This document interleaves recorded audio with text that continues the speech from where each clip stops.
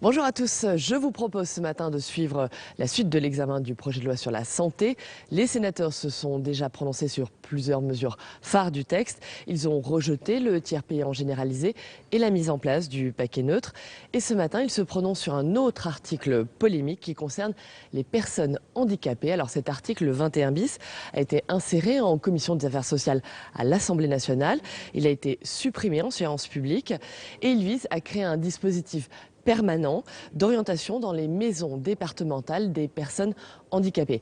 Mais il a suscité de vives réactions chez les personnes handicapées, leurs familles et les associations qui les représentent. En clair, il lui est reproché de ne pas reposer clairement sur un système de double orientation, c'est-à-dire de proposer une solution et un plan d'accompagnement. La commission des affaires sociales du Sénat a souhaité maintenir la suppression de cet article, mais le gouvernement a déposé un amendement pour rétablir cet article dans le texte. C'est cette discussion que je vous propose de suivre tout de suite. L'ordre du jour appelle la suite de la discussion du projet de loi adopté par l'Assemblée nationale après engagement de la procédure accélérée de modernisation de notre système de santé. Dans la discussion des articles, nous sommes parvenus à l'examen de l'article 21 bis et de l'amendement tendant à insérer un article additionnel après cet article 21 bis précédemment réservé.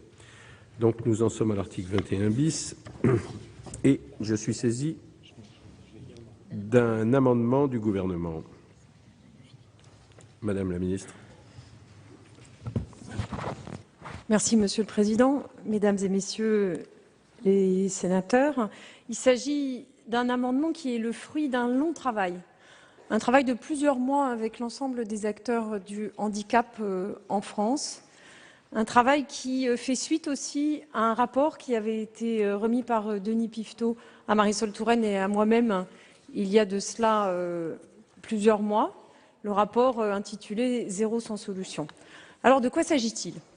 Il s'agit de donner la possibilité aux maisons départementales du handicap de pouvoir proposer une autre solution, des solutions complémentaires quand il y a des difficultés pour la solution, l'orientation qui a été choisie.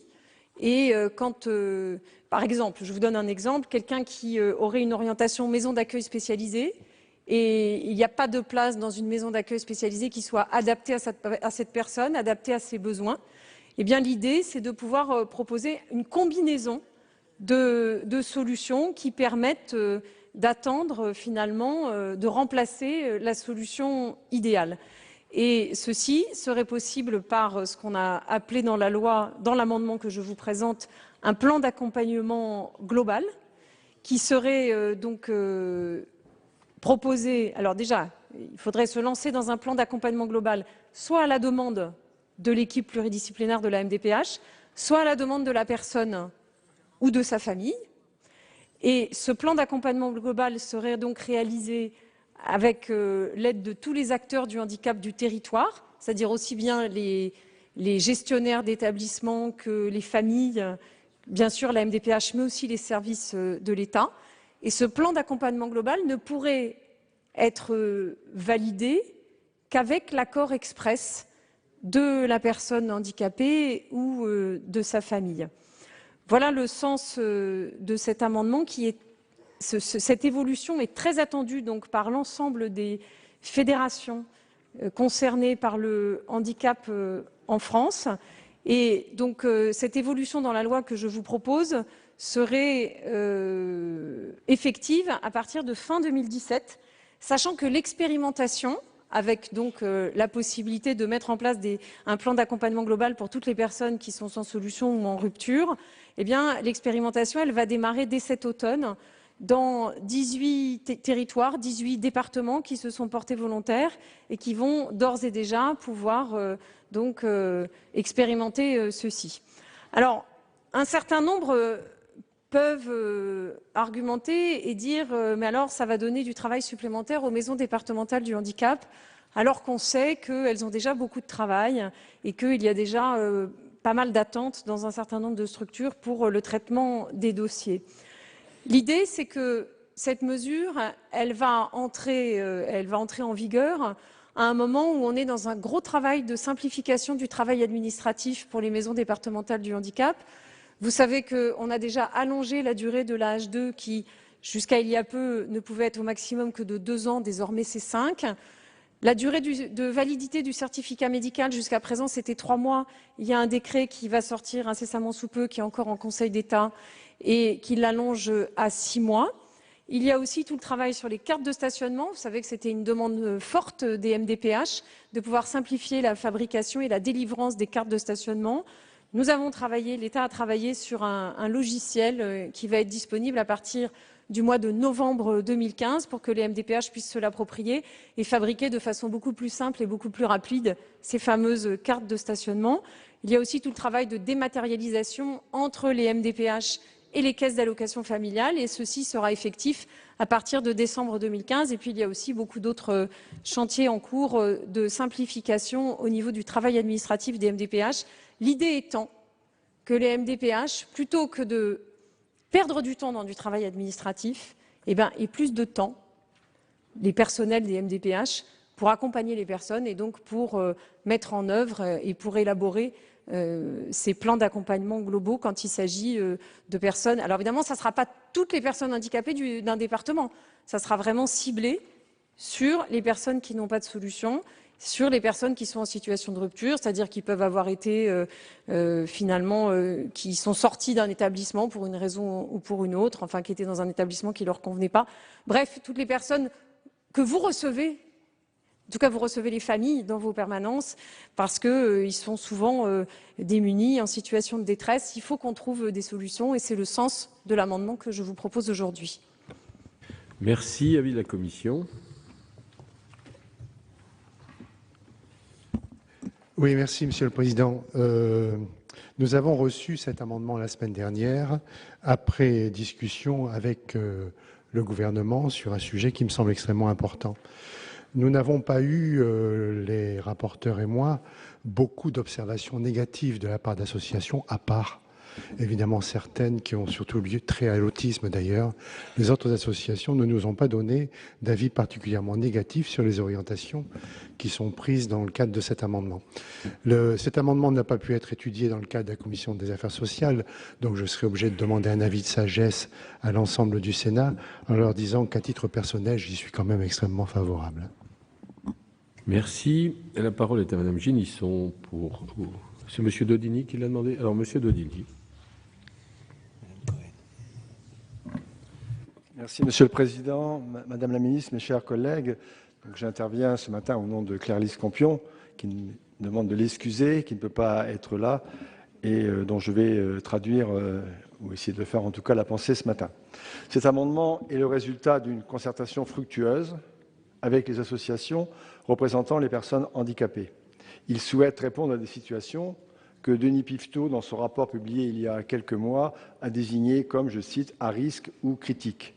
Il s'agit de trouver une solution pour assurer une réponse accompagnée aux personnes handicapées et à leurs proches et d'éviter les ruptures de parcours. La question des places d'hébergement pour les enfants et adolescents handicapés mentaux est sensible. Le gouvernement s'est mobilisé et avec le 3e plan autisme doté de 205 millions d'euros, 3 400 places d'accueil supplémentaires d'ici 2007 devraient être créées. Mais aujourd'hui, lorsqu'une MDPH donne une orientation pour une personne handicapée, une seule proposition est faite. S'il n'y a pas de place, la personne handicapée reste sans solution. Cette absence de réponse n'est pas tolérable. Elle est d'une violence pour la personne handicapée et son entourage qui parfois pousse à des éloignements géographiques hors de nos frontières ou à des décisions dramatiques. S'il n'y a pas de place, une seconde orientation doit être possible et elle doit l'être en concertation avec les familles. C'est ce que vous nous proposez, Madame la Ministre, à travers cet amendement, en créant une obligation de moyens pour les MDPH, de proposer un plan d'accompagnement global qui se fera en accord avec la personne concernée ou sa famille, un droit à convoquer les établissements, services et financeurs. Par ailleurs, et c'est à souligner, le refus d'admission devront être motivés. Ces mesures vont dans le sens de la transparence et du respect des personnes handicapées et de leurs familles et consolident l'édifice de leurs droits. Nous voterons bien sûr cet amendement. Et comme il me reste quelques secondes sur ce temps de parole accordé, je voudrais lire un extrait d'un courrier adressé à Madame la Ministre, signé par les présidentes et présidents des différentes associations. Il y a 8 signatures représentant les personnes handicapées. Et dans ce courrier, il est indiqué: Madame la Ministre, nous tenons à saluer la grande qualité de l'écoute et de la concertation menée par votre cabinet. Les échanges que nous avons eus avec votre cabinet durant tout l'été nous ont ainsi permis de parvenir à l'élaboration d'un dispositif intéressant et respectueux des droits des personnes en situation de handicap et de leurs familles. Je vous remercie. Merci, mon cher collègue. La parole est à Monsieur Mouillet pour explication de vote. Oui, Monsieur le Président, Madame la Ministre. Oui, quelques mots pour vous dire que je soutiens également cet amendement et je voudrais aussi témoigner du soutien d'un certain nombre d'associations nationales du handicap pour avoir échangé avec elles durant le week-end. Donc je voulais en tout cas être témoin en complément de l'intervention de la lecture du courrier. Vous dire également que très logiquement quelques associations émettent des inquiétudes donc concernant cet amendement, mais qu'il convient de préciser que finalement le dispositif garantit tout de même les droits de la personne handicapée, notamment, et vous l'avez très bien dit, parce que le plan d'accompagnement est mis en place notamment si la personne handicapée en fait la demande, et ce sans préjudice des voies de recours dont elle dispose. De plus, la personne handicapée ou son représentant légal fait partie du groupe chargé de l'élaboration du plan, et également les décisions relatives au plan nécessitent un accord express de la personne handicapée ou de son représentant légal. Et je crois que ce sont des garanties qui sont apportées. Et puis, comme vous l'avez très bien dit, en même temps, il faut avoir en tête que c'est une étape. Parce qu'un des enjeux importants, bien entendu, c'est le nombre de places dans les établissements et que ça reste dans tous les cas un objectif général de pouvoir travailler sur l'amélioration des offres proposées. Vous l'avez également évoqué, les MDPH aujourd'hui sont en pleine mutation. Aujourd'hui, le fonctionnement parfois est difficile de par les lourdeurs administratives et il convient également d'avancer, travailler sur des simplifications demandées par à la fois à l'ensemble des structures mais également des départements et des usagers. En tous les cas, c'est un signe important et donc nous serons également vigilants sur les améliorations administratives que vous pourrez apporter au fonctionnement des MDPH. Je vous remercie. La parole est à Monsieur Roche pour explication de vote. Oui, bien sûr, à titre personnel, je vais suivre les conseils du président de la commission et son avis personnel. Parce que bien sûr, on comprend bien qu'il y a eu un très gros travail qui a été fait et que c'est un plus, et puis que lorsqu'on donnera d'autres solutions aux handicapés. Mais il ne faut pas que l'arbre cache la forêt. Le problème actuellement, c'est que pour ces handicapés, nous n'avons pas assez de solutions dans les établissements, que ce soit des établissements qui sont sous la compétence de l'État, que ce soit des établissements qui sont sous la compétence des collectivités et des conseils généraux. Et il ne faudrait pas qu'avec ce dispositif, on dise on va travailler ensemble et on va faire plusieurs offres, et qu'en définitive, ça évite de créer des places. Parce que le problème fondamental, c'est qu'il n'y a actuellement pas assez de places pour recevoir les différentes formes d'handicap. Là, on va accompagner, c'est très bien. Moi, je vais voter, bien sûr, cet amendement proposé par le gouvernement. Mais ce n'est pas le problème de fond.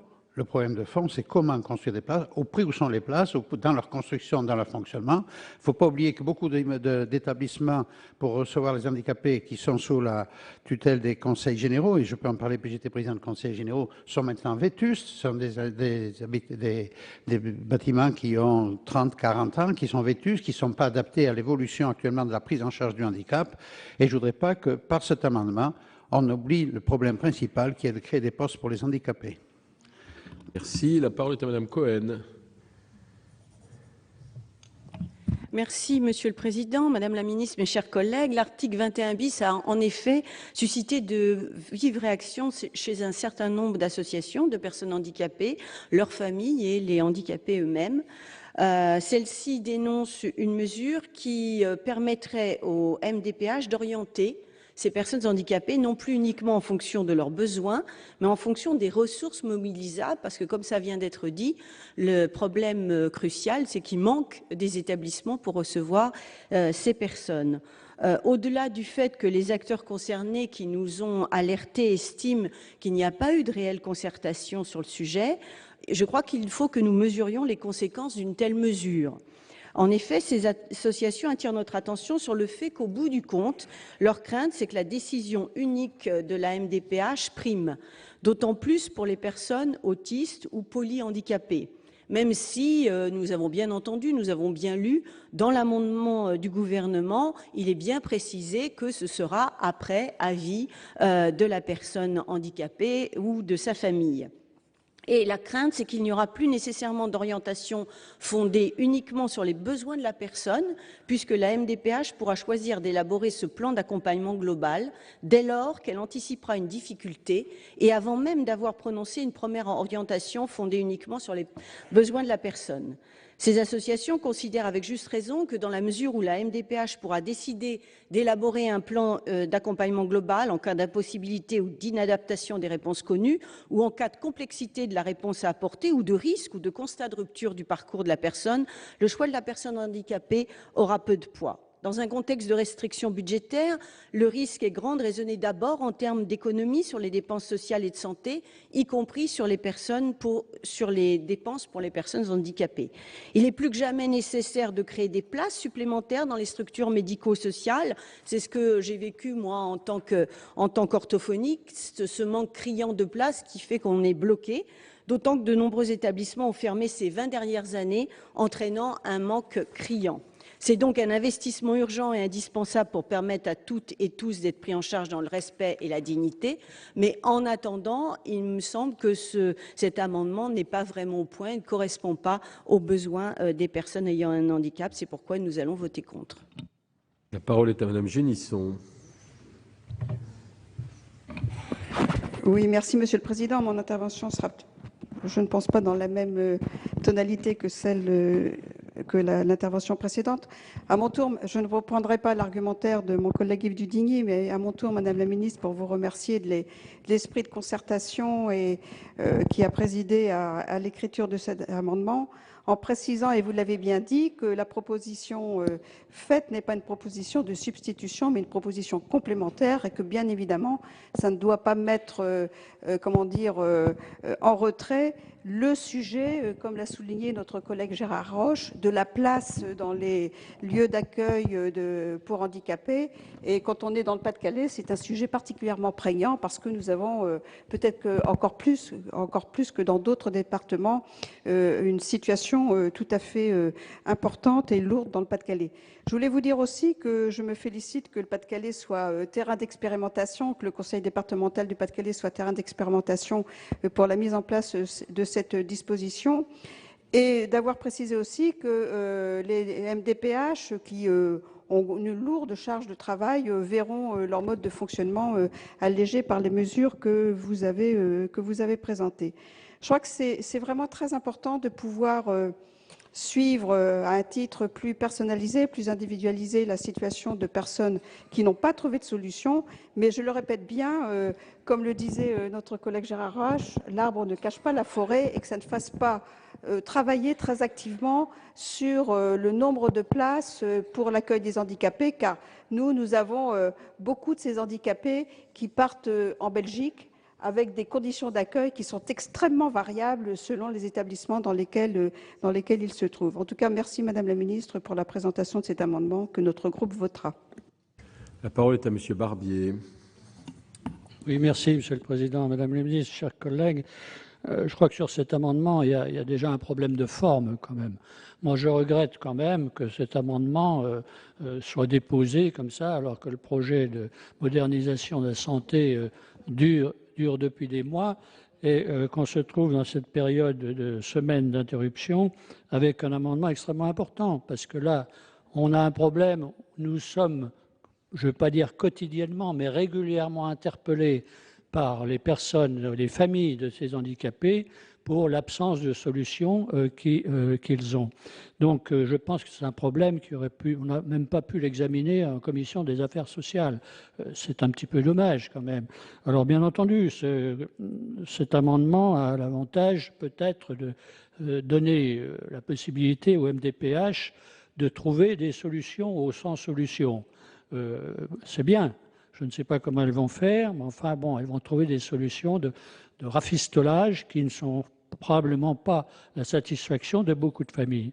Alors, moi, la concertation, je ne sais pas si elle a eu lieu avec tous les organes, toutes les associations responsables, j'en sais rien. En tout cas, je peux vous dire qu'il y en a un certain nombre qui, ce week-end, nous ont interpellés sur ce problème. Simplement, je pense que la loi n'est pas là pour adapter à une situation de pénurie, de manque de place, mais elle est là pour définir des principes. Et que le principe, eh bien, c'est bien évidemment qu'il faut que chaque handicap puisse trouver une solution adaptée à son problème. Et que malheureusement, on va trouver des solutions de rattrapage qui ne seront pas forcément satisfaisantes pour le développement, notamment dans certaines pathologies, notamment en matière d'autisme. C'est la difficulté majeure. Et je regrette que ce problème n'ait pas pu être abordé d'une manière différente. Alors, moi, sur cet amendement, il améliore peut-être un petit peu les choses pour certains, mais il est loin de résoudre ce problème de manque de place dans certaines spécialités d'handicap et qu'il faut absolument ne pas considérer que le problème sera définitivement réglé par ceci. Mon cher collègue, la parole est à M. Vatrin pour explication de vote. Oui, Madame la ministre a mis en avant un travail partenarial qui aurait débouché sur cet amendement et qui permettrait, d'après elle, au MDPH de rechercher des solutions autres que la solution idéale, faute de place en établissements médico-sociaux. Et tout le monde a souligné que le problème était fondamentalement bien là.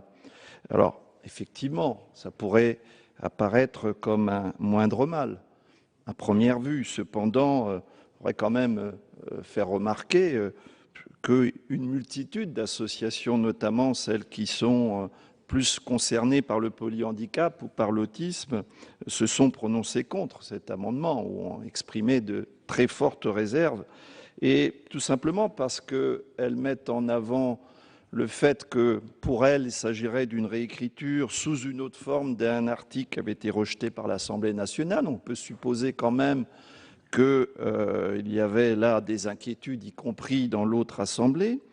Le fait que, pour elles, faute des places qui ont été évoquées par plusieurs de nos collègues, des places en établissements médico-sociaux, le risque, c'est qu'il n'y ait pas véritablement, comme le disait M. Barbier, notre collègue Barbier, il n'y a pas véritablement de solution alternative. Par exemple, s'il n'y a pas de place en CESAD pour un enfant, lui proposer une place, un suivi en CMP, ce n'est pas tout à fait la même chose. De 8 à 10 heures de prise en charge, on remplace par 1 heure de suivi par semaine. Vous voyez, je pense qu'il faut aussi entendre les inquiétudes de ces associations.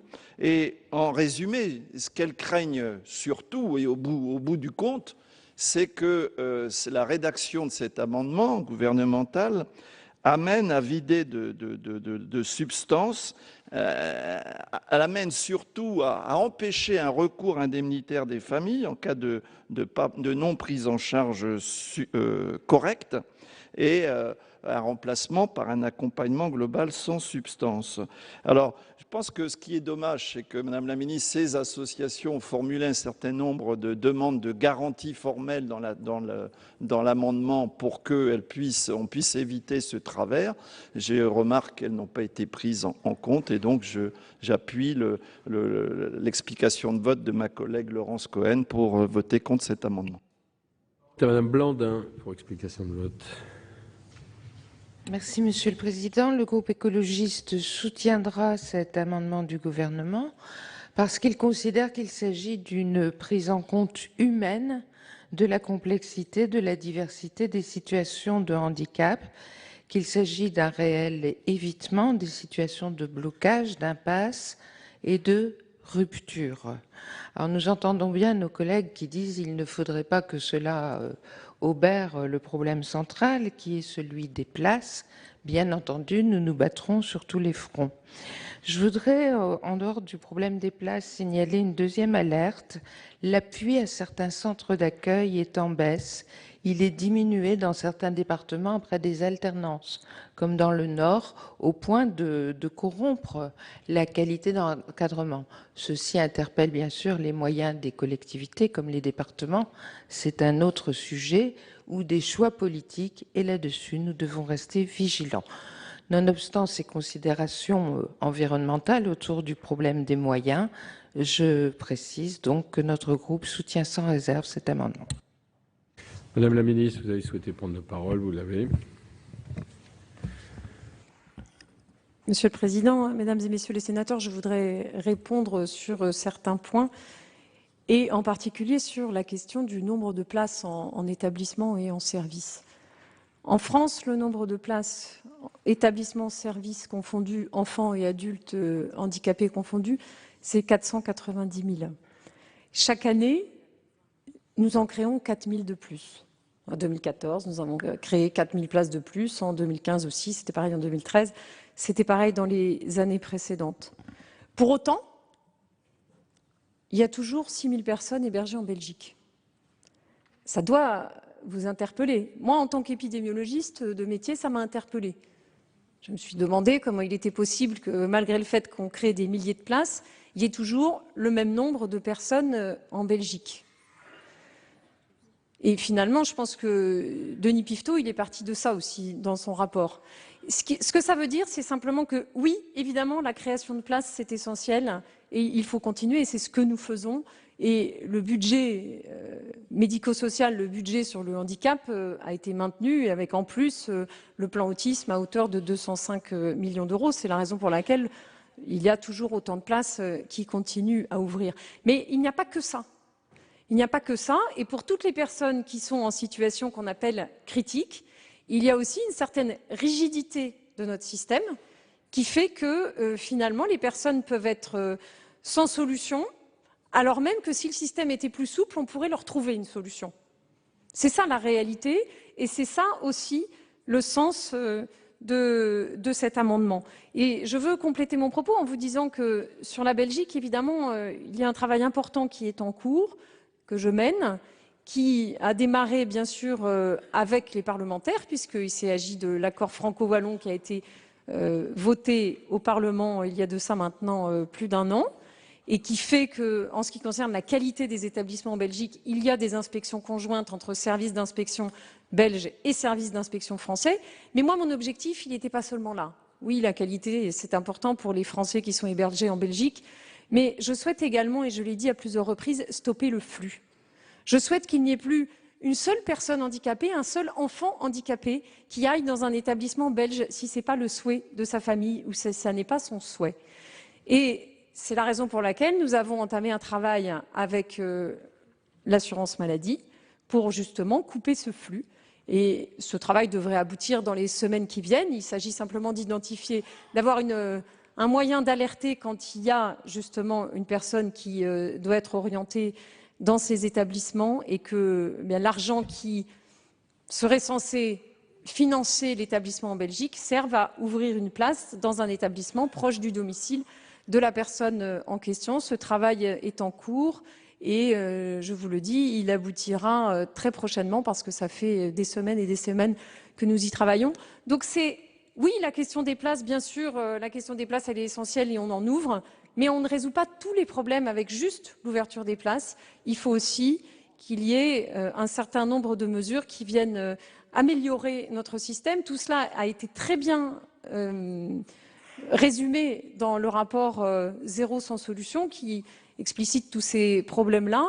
Et ensuite, alors même que ce rapport, il date d'il y a plus d'1 an, il y a eu des mois et des mois de concertation avec l'ensemble des associations.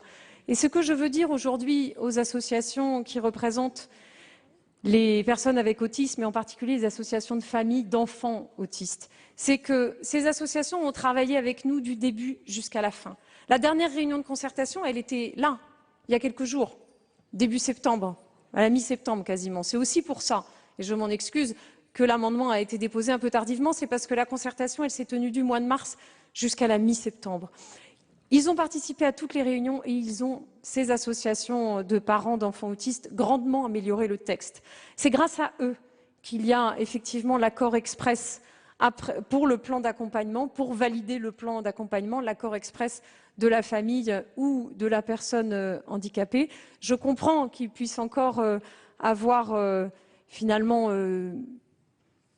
des doutes, mais ils ont participé du début à la fin, ils ont été écoutés et la preuve, c'est qu'ils ont vraiment amélioré ce texte avec l'accord de tous. Et moi, je leur demande aujourd'hui à ces associations tout simplement de nous faire confiance. C'est une recommandation qu'il y a eu dans ce rapport écrit par Denis Piveteau. l'immense majorité des associations qui sont concernées par le handicap, et pas que les gestionnaires, les associations qui représentent les parents et les familles, nous font confiance aussi et ont participé à la rédaction de cet amendement. Et je crois que c'est maintenant un moment important et qu'il faut pouvoir démarrer. De surcroît, il va y avoir une expérimentation dans quelques territoires et le texte ne sera en vigueur que dans 2 ans. Je crois que toutes les conditions sont réunies pour qu'on puisse réussir. Merci Madame la Ministre. Je vais donc mettre aux voix l'amendement 1219 rectifié. Qui est pour? Qui est contre? Abstention? Il est adopté. Par ce vote, donc, l'article 21 bis est rétabli.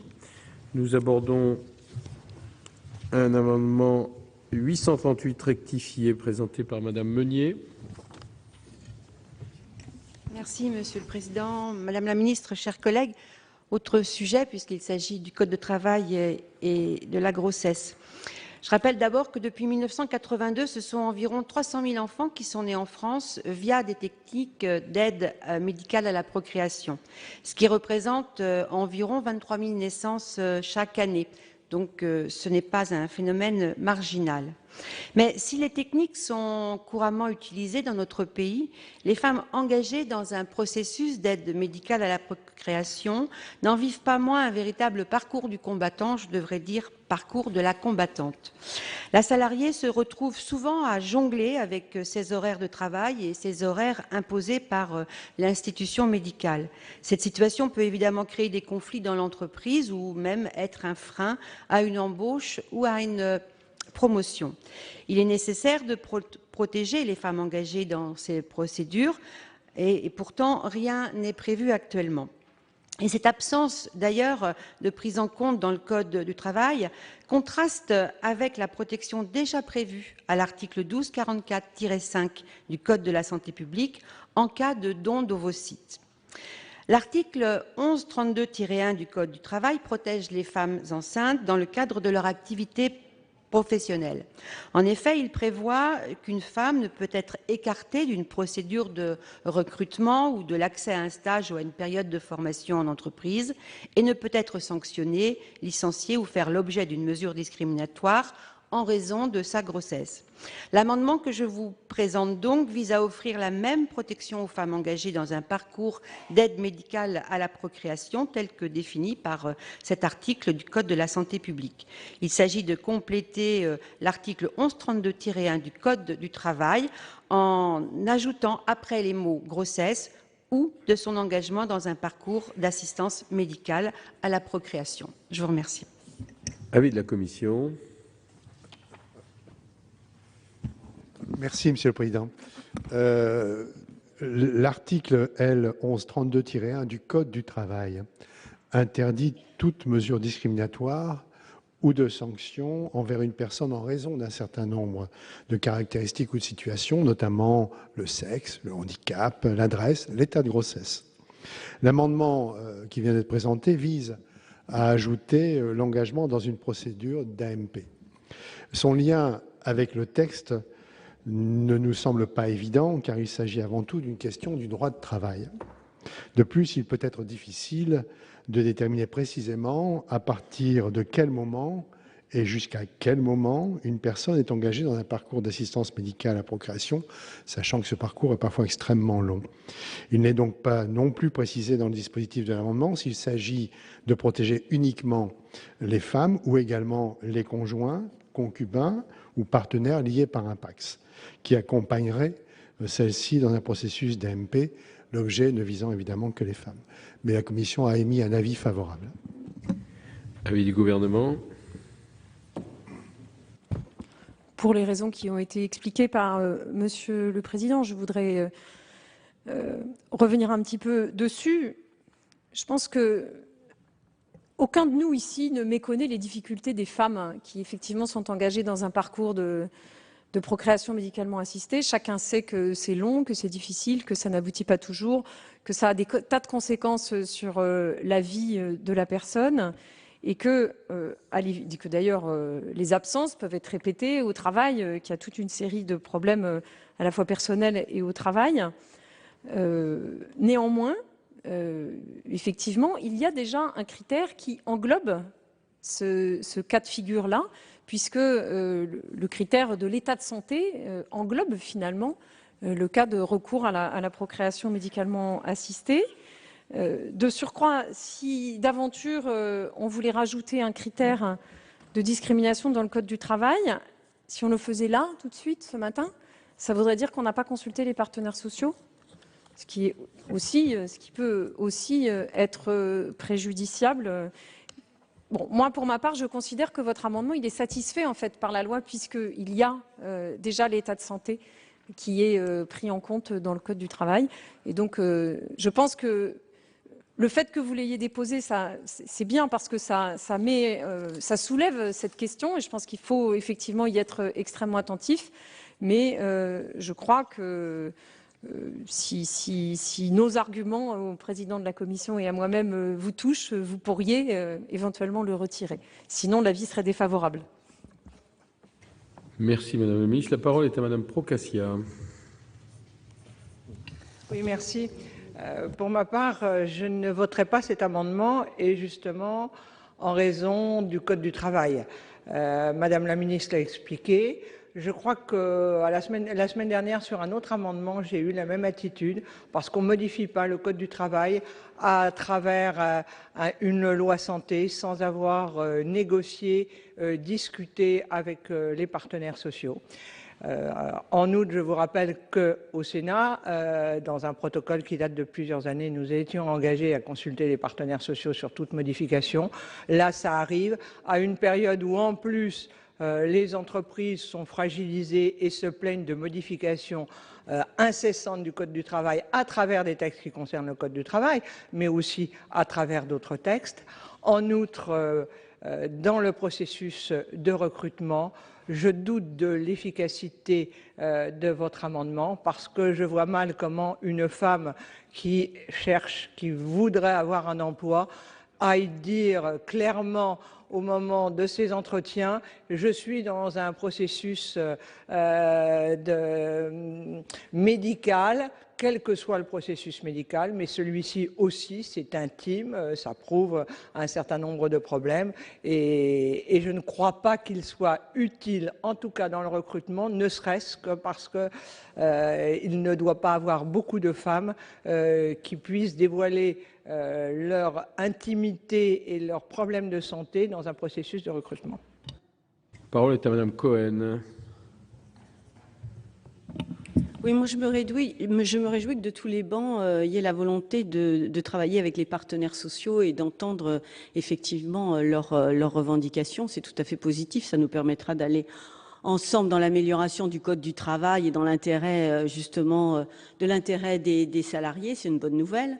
Mais je voudrais simplement dire que cette discussion autour de la PMA, nous l'avons effectivement déjà eue, puisque nous avons nous-mêmes, au niveau du groupe communiste républicain et citoyen, déposé un amendement de ce genre-là sur un autre article. Ce qui me paraît quand même très important, c'est de pouvoir discuter de la difficulté des femmes qui sont engagées au niveau de la procréation médicalement assistée, parce que je soutiens tout à fait ce qui a été dit, c'est un véritable parcours de la combattante et il faut qu'on le prenne en compte. Et le fait qu'il y ait cette discussion-là à 2 reprises dans l'hémicycle, au niveau de la discussion sur la loi de modernisation de la santé, me semble une bonne chose.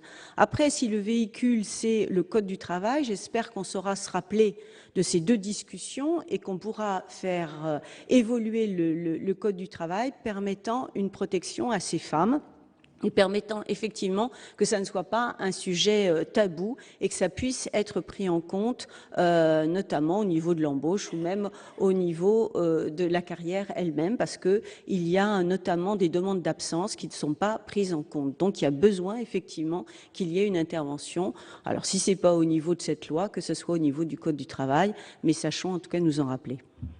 La parole est à Monsieur le Président Milon. Oui, merci, Monsieur le Président. Pour dire 2 petites choses. D'abord, pour rectifier auprès de Madame Procaccia ce qui a été dit sur le Code du travail, c'est vrai que le Sénat s'est engagé à intervenir auprès des organismes partenaires, mais dans le cadre des propositions de loi, pas obligatoirement dans le cadre d'amendements présentés dans d'autres lois. ce qui est le cas aujourd'hui. Et pour revenir sur ce que disait Mme Cohen, c'est vrai que, et Mme la ministre, c'est vrai que les rapporteurs avaient considéré que cet amendement était satisfait dans le cadre du Code du travail, mais c'est la Commission qui a décidé un avis favorable, pas obligatoirement les rapporteurs en tant que tels. Merci, Monsieur le Président. Oui, Madame Meunier. Monsieur le Président, Madame la Ministre, chers collègues, donc pour être en cohérence avec ce qui s'est passé la semaine dernière, je vais retirer cet amendement. Je remercie les participants à la discussion. Ceci dit, on est bien dans un texte de santé et là, il s'agissait d'une mesure de santé concernant les femmes et particulièrement leur état de grossesse. Mais vous pouvez compter sur notre vigilance et notre attention, Madame la Ministre, pour réintroduire cette notion dans le Code du travail ou un autre texte. Collègues, donc le 838 rectifié est retiré. Nous revenons au cours normal de la discussion des articles et nous abordons le chapitre 1er du titre 3 avec l'article 28. J'ai une demande de prise de parole de Monsieur Malhuret.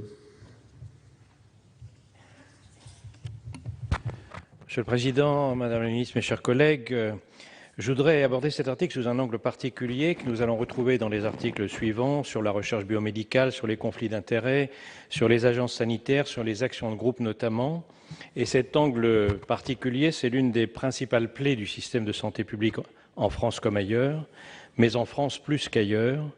La mainmise sur l'exercice médical, sur la formation médicale continue, sur la recherche clinique, sur les agences de santé, sur les élus eux-mêmes, du Big Pharma, c'est-à-dire de l'industrie pharmaceutique mondiale qui, avec ses 800 milliards de chiffre d'affaires, avec ses milliers de consultants, de lobbyistes, d'experts grassement rémunérés, détourne chaque jour un peu plus à son profit la santé publique.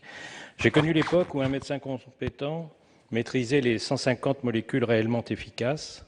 Aujourd'hui, le nombre de produits a été multiplié par 100.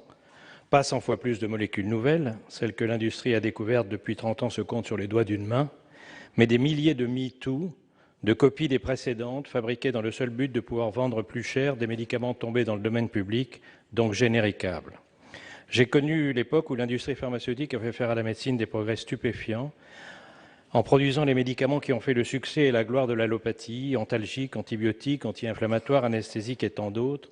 Cette époque est révolue. L'industrie pharmaceutique s'est transformée en une activité purement financière, où le produit n'est plus que le prétexte. Dans d'autres domaines industriels, les conséquences sont exaspérantes et indignes nos concitoyens. Mais ici, parce qu'il s'agit de notre santé, c'est bien plus grave, les conséquences sont catastrophiques. Les conséquences, ce sont les milliards d'euros de remboursement de médicaments inutiles qui plombent le budget de la Sécu, les dizaines de milliers de victimes des scandales médicaux qui se multiplient, la banalisation des conflits d'intérêts, de la corruption, du lobbying institutionnel du Big Pharma. Et ce ne sont que quelques exemples. Je détaillerai ces conséquences au fur et à mesure des articles, puisque je ne dispose à ce stade que de 2 minutes 30. Et je commencerai dans un instant en présentant un amendement destiné à venir en aide à l'une des principales victimes du Big Pharma, le développement professionnel continu, qui est le sujet de cet article. Merci, mon cher collègue. Je suis saisi d'un amendement numéro 58 rectifié. C'est Madame de Romédy qui le présente. Monsieur Malhuret. Le 58 rectifié. Oui. Allez-y. Le développement professionnel continu est une obligation individuelle placée à la charge du professionnel médical et paramédical. Le développement professionnel continu est centré sur le soin, dispensé avec une méthodologie conforme aux recommandations de l'HAS et orienté en fonction des priorités de santé données par le gouvernement.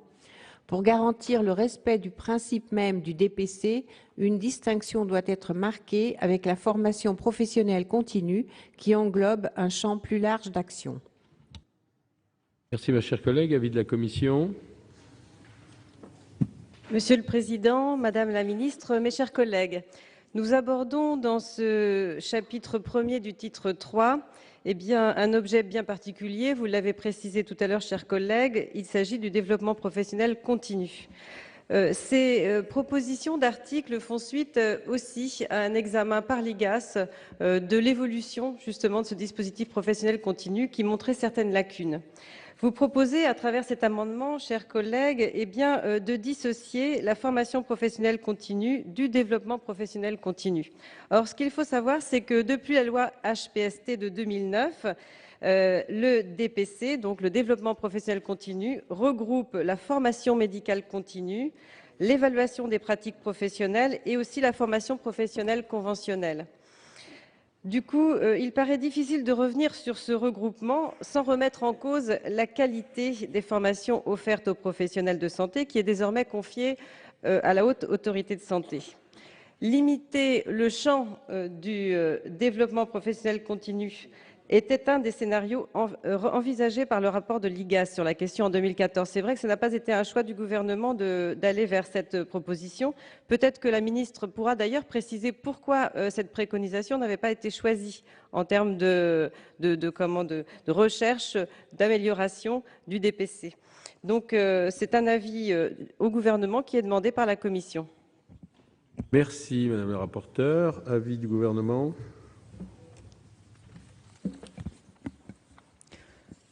Merci, Monsieur le Président, Mesdames et Messieurs les sénateurs. En réalité, et vous l'avez dit, Madame la rapporteure, il existe déjà dans la loi et dans la définition du DPC, le développement professionnel continu, il existe déjà une distinction en fait entre DPC et formation professionnelle continue. Le DPC, c'est simplement tout ce qui recouvre principalement à la fois la formation médicale continue et l'évaluation des pratiques, mais en fait la formation centrée sur la pratique clinique. C'est-à-dire que par exemple, un médecin qui voudrait faire une formation en anglais ou en informatique, ce n'est pas le DPC, c'est la formation continue. La différence, elle est principalement là. Et donc, la définition qui est actuellement dans la loi, qui est proposée, c'est une définition qui a fait consensus avec l'ensemble des syndicats concernés, c'est-à-dire les syndicats de médecins. Et finalement, si maintenant on devait modifier, il faudrait probablement rediscuter l'ensemble de tout ça avec les personnes concernées. Donc, du point de vue du gouvernement, le gouvernement est défavorable à l'amendement de façon à ne pas modifier ce qui a été largement concerté avec l'ensemble des professionnels et aussi d'une certaine façon, puisque cette différence, elle existe déjà dans la loi. Et donc, je considère aussi que, d'une certaine façon, votre amendement, il est déjà satisfait. Merci, Madame la Ministre.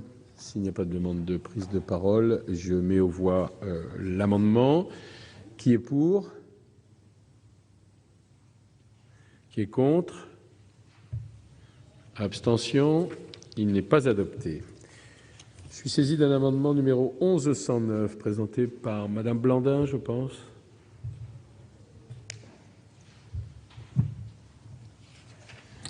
Monsieur le Président, Madame la Ministre, mes chers collègues, cet amendement propose d'intégrer la prise en charge de la santé mentale dans les objectifs de la formation professionnelle continue des médecins.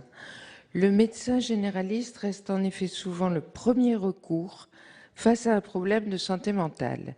Une récente recherche-action intitulée « Place de la santé mentale en médecine générale » en 2011 par le Centre hospitalier La Chartreuse de Dijon et le Centre collaborateur français de l'OMS de Lille montre les difficultés qui sont les leurs dans cette prise en charge de la santé mentale. 77% de leurs patients nécessitant une prise en charge spécialisée sont dans le déni de leurs troubles et 76% craignent la stigmatisation de la maladie, ce à quoi les médecins généralistes sont très peu formés.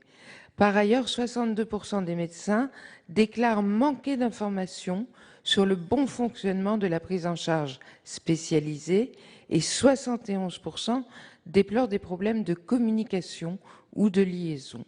Face à la spécificité de la prise en charge de la santé mentale, les médecins généralistes sont donc en demande d'informations, de formation, de personnes relais. Cet amendement vise à intégrer aux objectifs de leur développement professionnel continu la question de la prise en charge de la santé mentale afin de mieux les préparer. Chers collègues, avis de la Commission.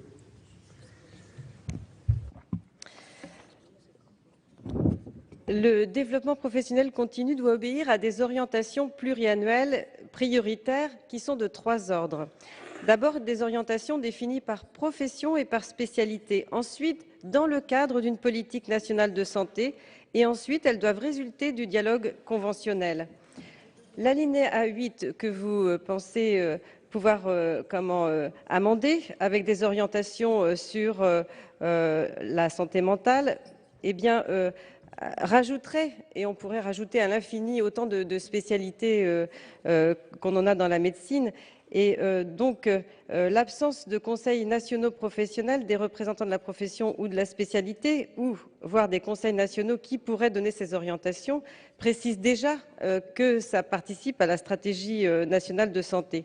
Dès lors, il nous paraît que cet amendement est satisfait. Mais pour autant, il est vrai que le sujet de la santé mentale est particulièrement important. Mais cependant, nous allons demander un retrait après l'avis du gouvernement. Avis du gouvernement. Oui, je crois que peut-être c'est le moment de réexpliquer globalement comment s'organise la formation des professionnels de santé et en particulier des médecins. Parce que vous avez raison, clairement, les médecins, de façon générale, ne sont pas assez formés sur la thématique de la santé mentale. Et il y a d'autres thématiques qui peuvent être reprises comme ça, et notamment le handicap, on en parlera un peu plus tard dans un autre amendement. Clairement, il y a ce besoin-là, et c'est une priorité de la ministre de la Santé. Mais à ce moment-là, pourquoi s'intéresser qu'à la formation continue et pas à la formation initiale ? Parce qu'il y a aussi la formation des jeunes médecins. Quand ils sont externes, internes, à l'évidence, il faudrait que tous ceux qui vont être amenés à être généralistes, mais pas seulement, parce que c'est dans toutes les spécialités qu'on peut être confronté à des questions de santé mentale ensuite dans sa vie professionnelle. Et donc, à l'évidence, il faut en faire une priorité. Comment faire ? En réalité, aussi bien pour la formation initiale que pour la formation continue, il y a un arrêté pour chacune de ces formations qui est pluriannuel et qui définit les orientations prioritaires, formation initiale, formation continue. Cet arrêté, évidemment, il est pris au ministère de la Santé en concertation avec l'ensemble des parties concernées. Et donc, c'est en réalité déjà ce que vous demandez là d'inscrire dans la loi, c'est déjà prévu par le travail de concertation et les arrêtés qui vont sortir sur ces thèmes-là. Et encore une fois, je le dis, c'est à la fois sur la formation initiale et la formation continue. Et puis, il n'y a pas que les arrêtés. Il y a aussi que tous les jeunes qui se forment, ils doivent pouvoir avoir accès aussi à plus de stages sur des terrains de stage où ils apprennent la santé mentale. Il y a aussi un enjeu important. Et c'est aussi ce que la ministre de la Santé travaille avec l'ensemble des acteurs concernés pour qu'il y ait plus de stages ouverts dans des services où on peut apprendre la santé mentale. Voilà, donc pour toutes ces raisons, l'avis du gouvernement est défavorable. Merci. La parole est à Monsieur Roche pour explication de vote. Oui, moi je voulais dire que cet amendement, bon, je suivrai bien sûr la commission, mais je voulais dire que cet amendement a le mérite de mettre l'accent sur un problème très particulier. C'est l'état de la psychiatrie actuellement sur notre territoire en France. Il y manque énormément de médecins psychiatres, pratiquement plus de médecins psychiatres s'installent en ville. Quant aux services hospitaliers, on sait combien ils sont démunis et combien sont grandes les difficultés, en particulier dans des spécialités comme la pédopsychiatrie. Si on veut une consultation de pédopsychiatrie en urgence pour un enfant qui a des troubles du comportement grave, par exemple dans un établissement qui dépend des conseils généraux, l'urgence, ça se traduit en 2 mois. Ce n'est pas la faute aux médecins, mais c'est la faute au manque de médecins. Et si c'est une famille qui a des difficultés avec de grandes difficultés avec un enfant qui a des troubles du comportement, disons qu'un rendez-vous en pédopsychiatrie, ça peut attendre jusqu'à 18 mois, alors qu'on est dans l'urgence. Et devant les gens qui sont gentils disent la psychiatrie a des difficultés, ceux qui le sont moins disent la psychiatrie est sinistrée. Mais devant cet état de choses qui est réel, les médecins sont sur le front. Parce que les médecins généralistes sont eux qui ont affronté les problèmes aigus dans les familles, les problèmes de psychiatrie aiguë, les troubles du comportement et les arrêts de traitement qui ne sont pas prévus, qui provoquent des situations terribles. Et c'est vrai que la formation des médecins généralistes sur le plan de la psychiatrie, dans ces conditions, devient extrêmement importante. Moi, j'ai moi-même été médecin généraliste et je sais combien j'ai eu à faire de psychiatrie sans avoir une formation quand même. J'ai appris un peu sur le tas et puis de façon empirique. Mais actuellement, c'est sûr que cet amendement a l'intérêt de montrer la nécessité qu'il y a de formation des médecins psychiatres, des médecins généralistes pour aller faire de la psychiatrie, car c'est eux qui sont sur le front, étant donné l'état de la psychiatrie. Merci, mon cher collègue. Donc oui, Madame Blanc. Ah, pardon, Madame Cohen avait demandé la parole, excusez-moi. Moi, je suis un peu étonnée là du tour de la discussion parce que on a été les seuls à voter au niveau du groupe communiste républicain et citoyen à voter contre l'article 13 parce que on a considéré que effectivement le texte qui nous était proposé en consacrant 2 amendements sur la psychiatrie, compte tenu de ce qui vient d'ailleurs d'être dit, n'était pas à la hauteur de la situation aujourd'hui de la psychiatrie et des besoins. Et puis là, on nous dit, j'entends mon collègue intervenir et dire finalement, il faut que les généralistes se forment en psychiatrie parce que justement, il y a un manque, etc., etc. Mais chacun son métier. Le problème qui nous est posé là, c'est qu'il faut il faut plus de psychiatres. Donc il faut peut-être s'interroger sur le numerus clausus. Il faut une formation adéquate pour ces psychiatres. Et il faut une loi non indigente sur la santé mentale. C'est au moins 3 conditions. Et moi, je trouve que l'amendement qui nous était proposé n'était pas, nous ne l'avons pas interprété de cette nature-là. Nous avons simplement interprété qu'il fallait réfléchir au niveau de la formation continue, mais voilà, c'est tout. Il ne faut pas faire dire plus que, me semble-t-il, que n'en dit l'amendement, mais en tout cas, il ne faut pas penser que parce qu'on souffre d'un manque de spécialistes là en santé mentale, ils vont être remplacés par des généralistes qui tout à coup vont pouvoir devenir des super psychiatres ou psychologues ou spécialistes dans ceci ou dans cela. Là, c'est une aberration et en tout cas, on ne peut pas suivre ce raisonnement. Blandin, vous avez la parole.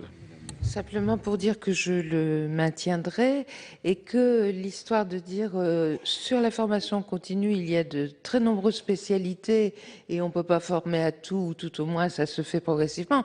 Non, la santé mentale est quelque chose de très particulier parce que le rôle du généraliste amène parfois, de par sa signature, à des orientations qui impactent toute la famille, d'une part, et d'autre part par ses ordonnances à l'utilisation de produits pharmaceutiques qui ont été évoqués tout à l'heure par M. Malhuret. N'oublions pas que la France est sinistrée par son hyperconsommation d'antidépresseurs et autres à mauvais escient, et peut-être sont-ils prescrits comme une espèce de couverture, faute d'un savoir plus affiné que nous appelons par cet amendement. Madame Génisson a demandé la parole. Oui, très rapidement, pour dire que nous suivrons l'avis de Madame la Ministre, mais néanmoins, nous sommes très très sensibles à l'amendement présenté par notre collègue du groupe écologiste. Et je crois qu'il faut dissocier 2 sujets. Il y a la formation des psychiatres, mais on sait très bien que le psychiatre ne sera pas toujours le spécialiste du soin primaire auprès de nos concitoyens qui ont besoin d'une prise en charge en psychiatrie, et que la formation des médecins généralistes, des médecins traitants sur cette question-là est tout à fait fondamentale.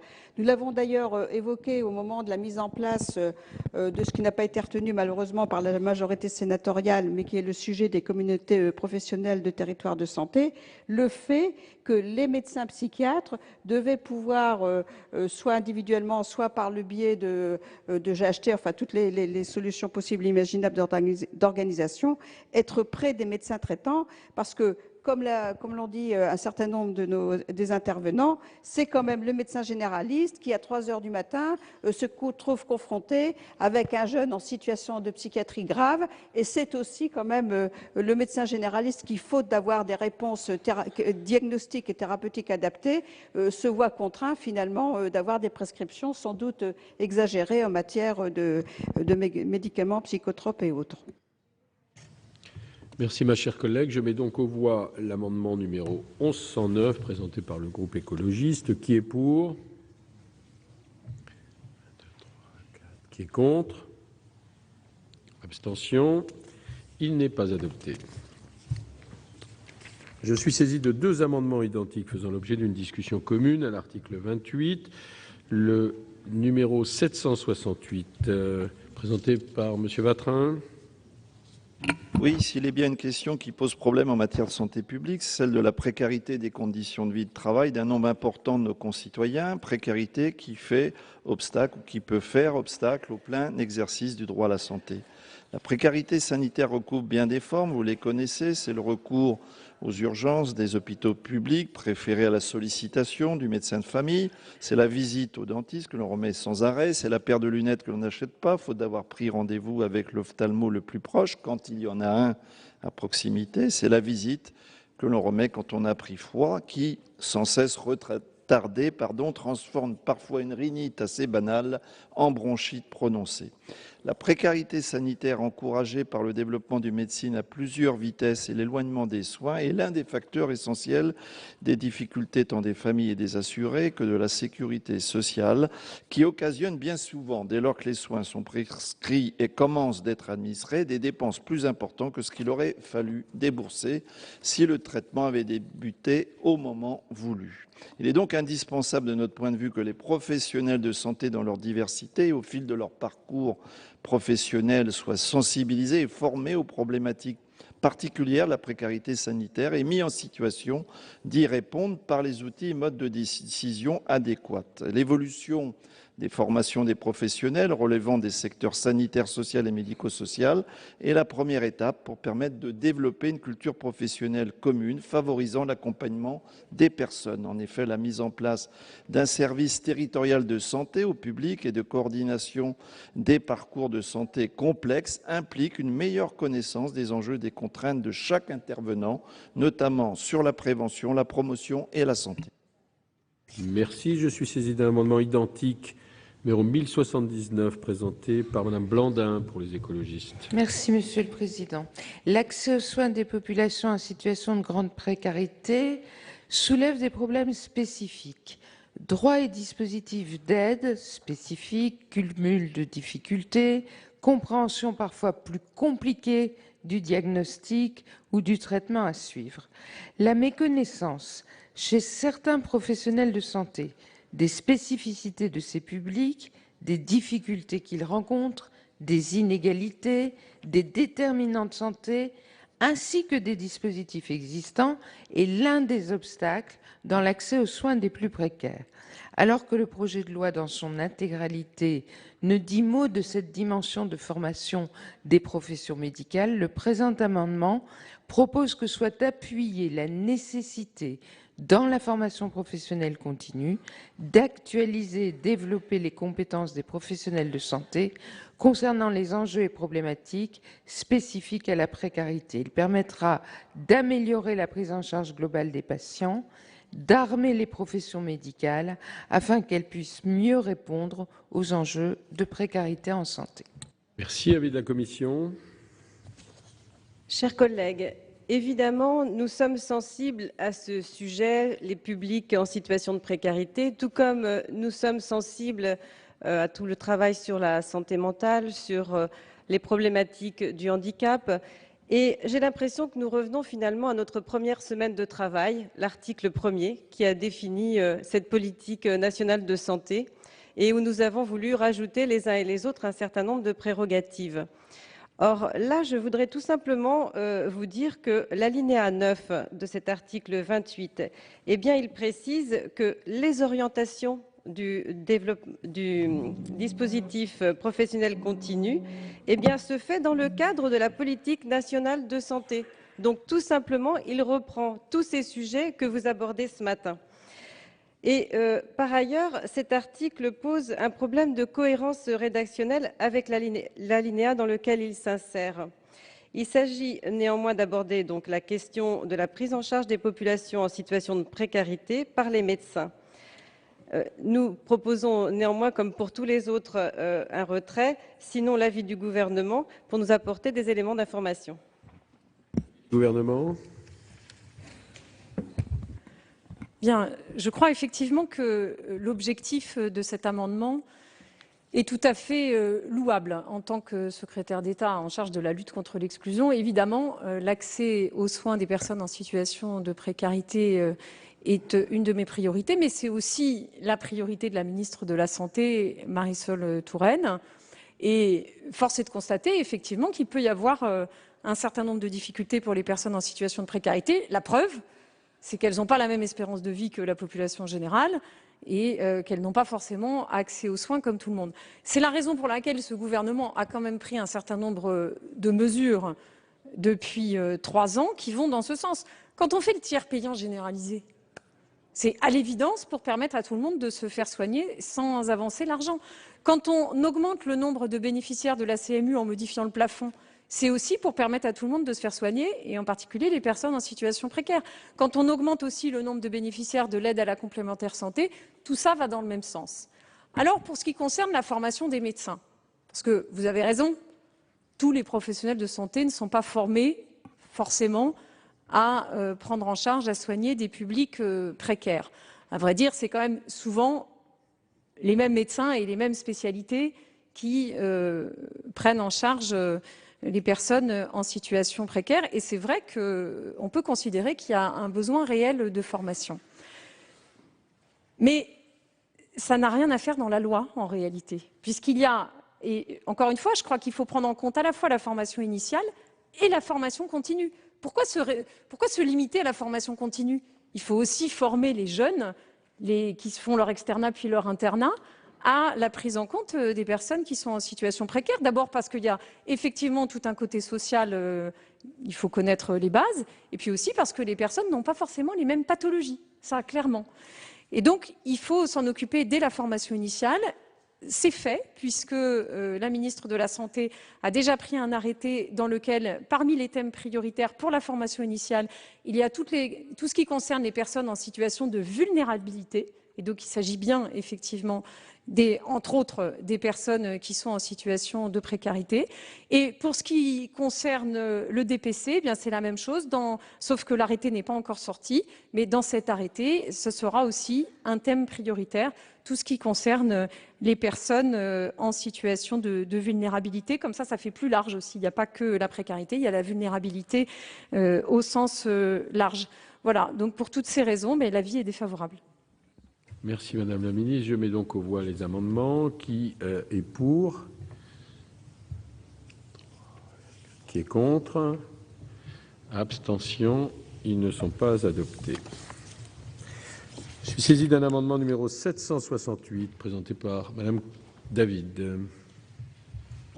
Oui, merci Monsieur le Président, Madame la Ministre, mes chers collègues. Nous sommes donc dans cet article 28 qui prévoit une réforme en profondeur du développement professionnel continu des professionnels de santé. Madame la Ministre vient de le rappeler.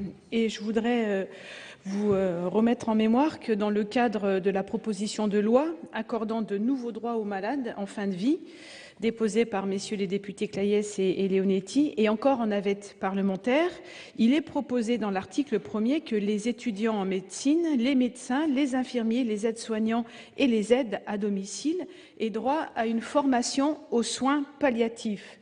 Il est donc important de rappeler cet axe de formation dans les grandes orientations en matière de développement professionnel continu des professionnels de santé.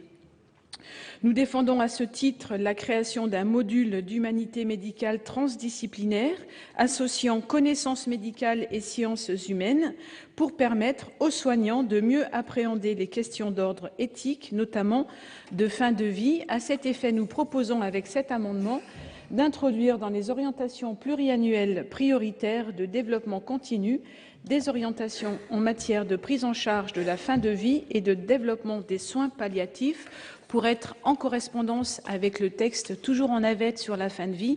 Il nous semblait important de profiter de ce véhicule législatif pour l'affirmer dans le Code de la santé. Merci ma chère collègue. Avis de la Commission.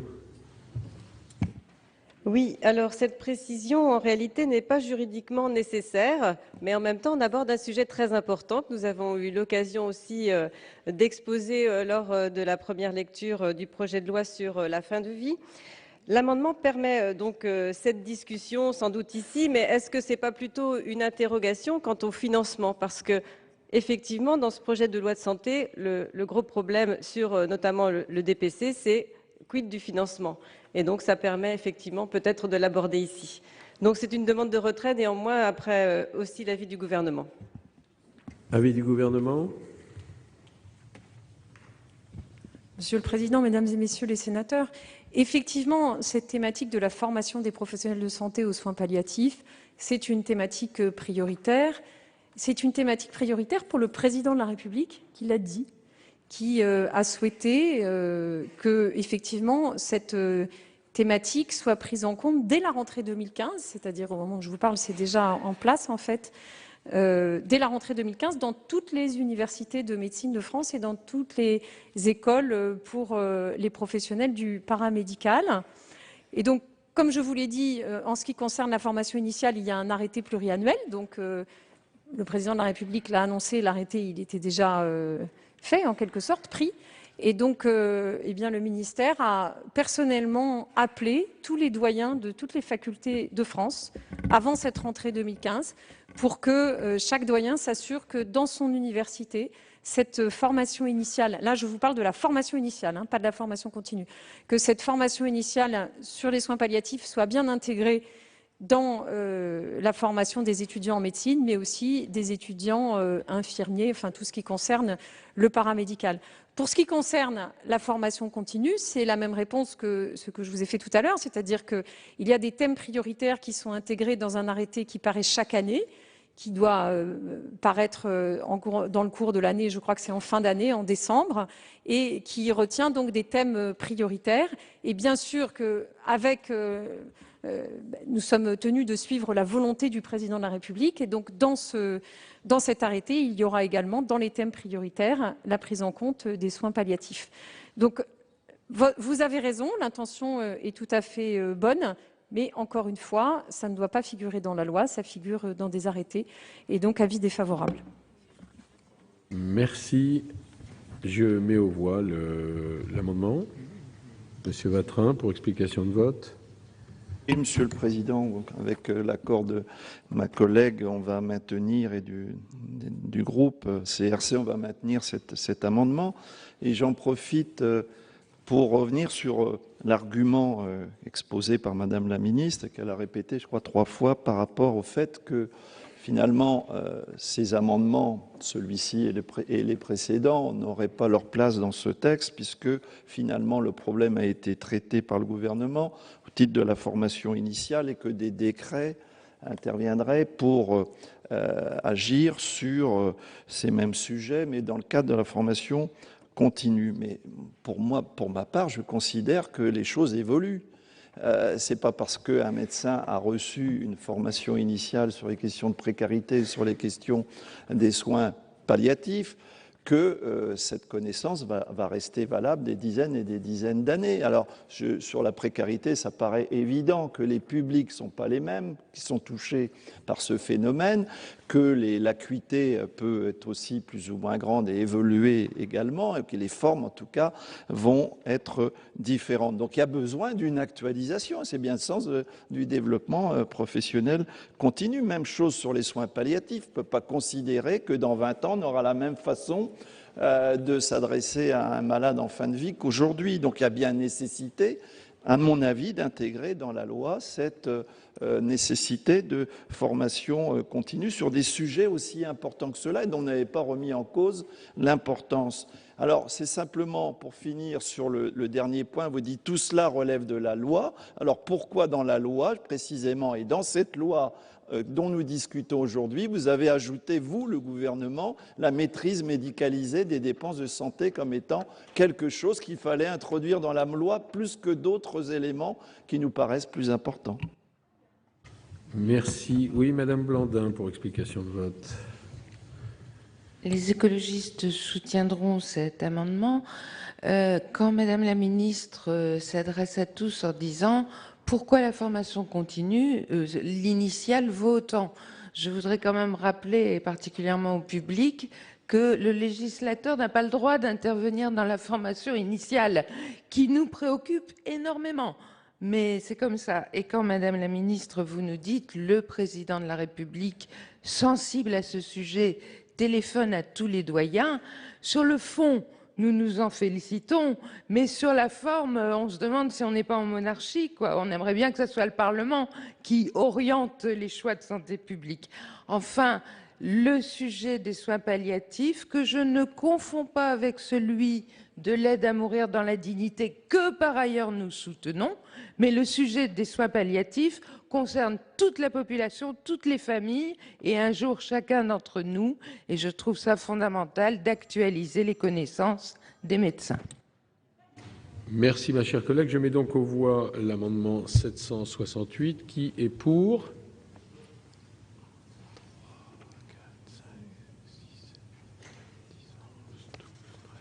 Qui est contre? Abstention? Il est adopté.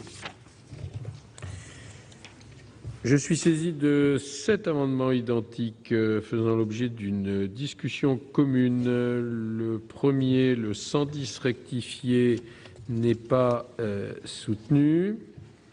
Le 169 rectifié septies ne l'est pas non plus. Et le 360 rectifié quater, présenté par M. Mouillet.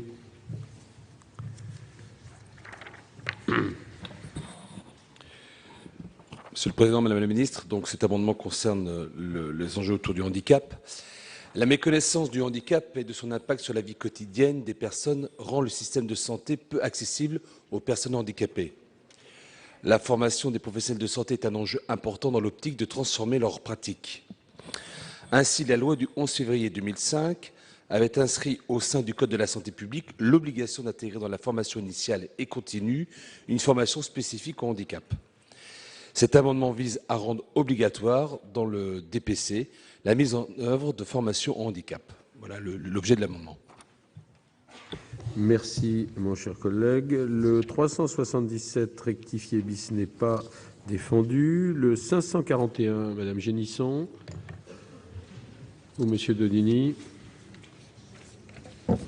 Merci, Monsieur le Président, Madame la Ministre. Mes chers collègues, cet amendement vise à rendre obligatoire dans le développement professionnel continu DPC la mise en œuvre de formations au handicap et ainsi renforcer l'effectivité des dispositions de l'article L. 1110-1-1 du Code de la santé publique. Le niveau de connaissance sur les handicaps, leurs conséquences sur leur état de santé et leur prise en charge reste largement insuffisant. L'évolution des pratiques est pourtant essentielle pour rendre le système de santé accessible et lutter contre le renoncement aux soins, mais aussi la surmédicalisation. Cet amendement vise ainsi à donner les outils aux professionnels de santé afin qu'ils soient préparés à se confronter à des situations parfois complexes. Leur formation est un enjeu important pour transformer leurs pratiques, dépasser les peurs, acquérir une connaissance plus fine des situations de handicap. Tout professionnel de santé sera amené à un moment de sa carrière à intervenir auprès d'un malade handicapé. Il n'est pas envisageable de ne former qu'une partie des professionnels qui, je cite, s'intéressent au handicap. Merci. Merci. Le 765, c'est M. Vatrin qui le défend. Oui, donc c'est le même amendement et donc je voudrais dire, je partage les arguments qui viennent d'être défendus par mes collègues.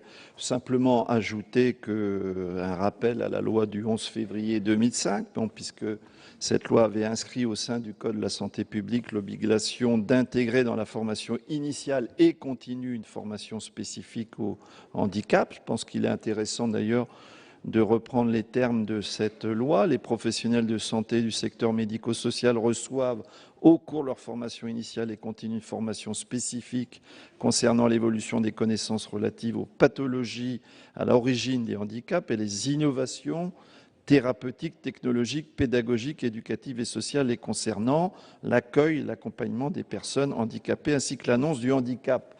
Fait remarquer qu'on parle ici d'innovation, donc d'évolution, et il nous paraît absolument nécessaire que cette disposition soit renforcée en rendant obligatoire dans le développement professionnel continu dont on parle aujourd'hui et ce matin, consacré par le présent texte, la mise en œuvre de ces formations au handicap.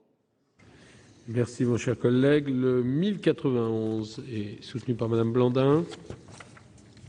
Merci, Monsieur le Président, Madame la Ministre, mes chers collègues. Mes collègues viennent de l'expliquer. Cet amendement vise à rendre obligatoire dans le développement professionnel continu la mise en œuvre de formations au handicap. Bien que la loi du 11 février 2005 ait inscrit au sein du Code de la santé publique l'obligation d'intégrer dans la formation initiale et continue cette formation spécifique, les professionnels de santé sont encore aujourd'hui insuffisamment informés au sujet du handicap et de son impact sur la vie quotidienne des personnes qui en souffrent. Il s'agit donc de lutter contre les refus de soins, contre la surmédicalisation, d'améliorer la prise en charge et donc de passer par la formation. Merci. Avis de la commission. Alors, chers collègues, c'est exactement comme pour les précédents sujets. Évidemment, votre interpellation est tout à fait louable. Cependant, je voudrais vous dire que cet article de loi, en réalité, il a été construit avec tous les professionnels de santé qui ont été unanimement d'accord. En même temps, ils peuvent après vouloir remettre certains éléments dans le texte de loi. Mais comme nous l'avons dit à plusieurs reprises, est-ce que ce n'est pas alourdir et est-ce que ce n'est pas finalement une non-garantie aussi que ce soit réellement exécuté? Je voudrais vous rappeler quand même l'article L 1110-1-1 visé par l'objet. Les professionnels de santé et du secteur médico-social reçoivent, au cours de leur formation initiale et continue, une formation spécifique concernant l'évolution des connaissances relatives aux pathologies à l'origine des handicaps et les innovations thérapeutiques, technologiques, pédagogiques, éducatives et sociales les concernant, l'accueil et l'accompagnement des personnes handicapées ainsi que l'annonce du handicap. Il semble donc que voilà, vous avez l'ensemble des choses qui sont déjà dites dans cet article. Je voudrais aussi vous signaler que dans le texte qui est proposé, dans l'article 28, il est question aussi d'une certaine garantie à travers ce portfolio qui va retracer le parcours justement de formation professionnelle continue.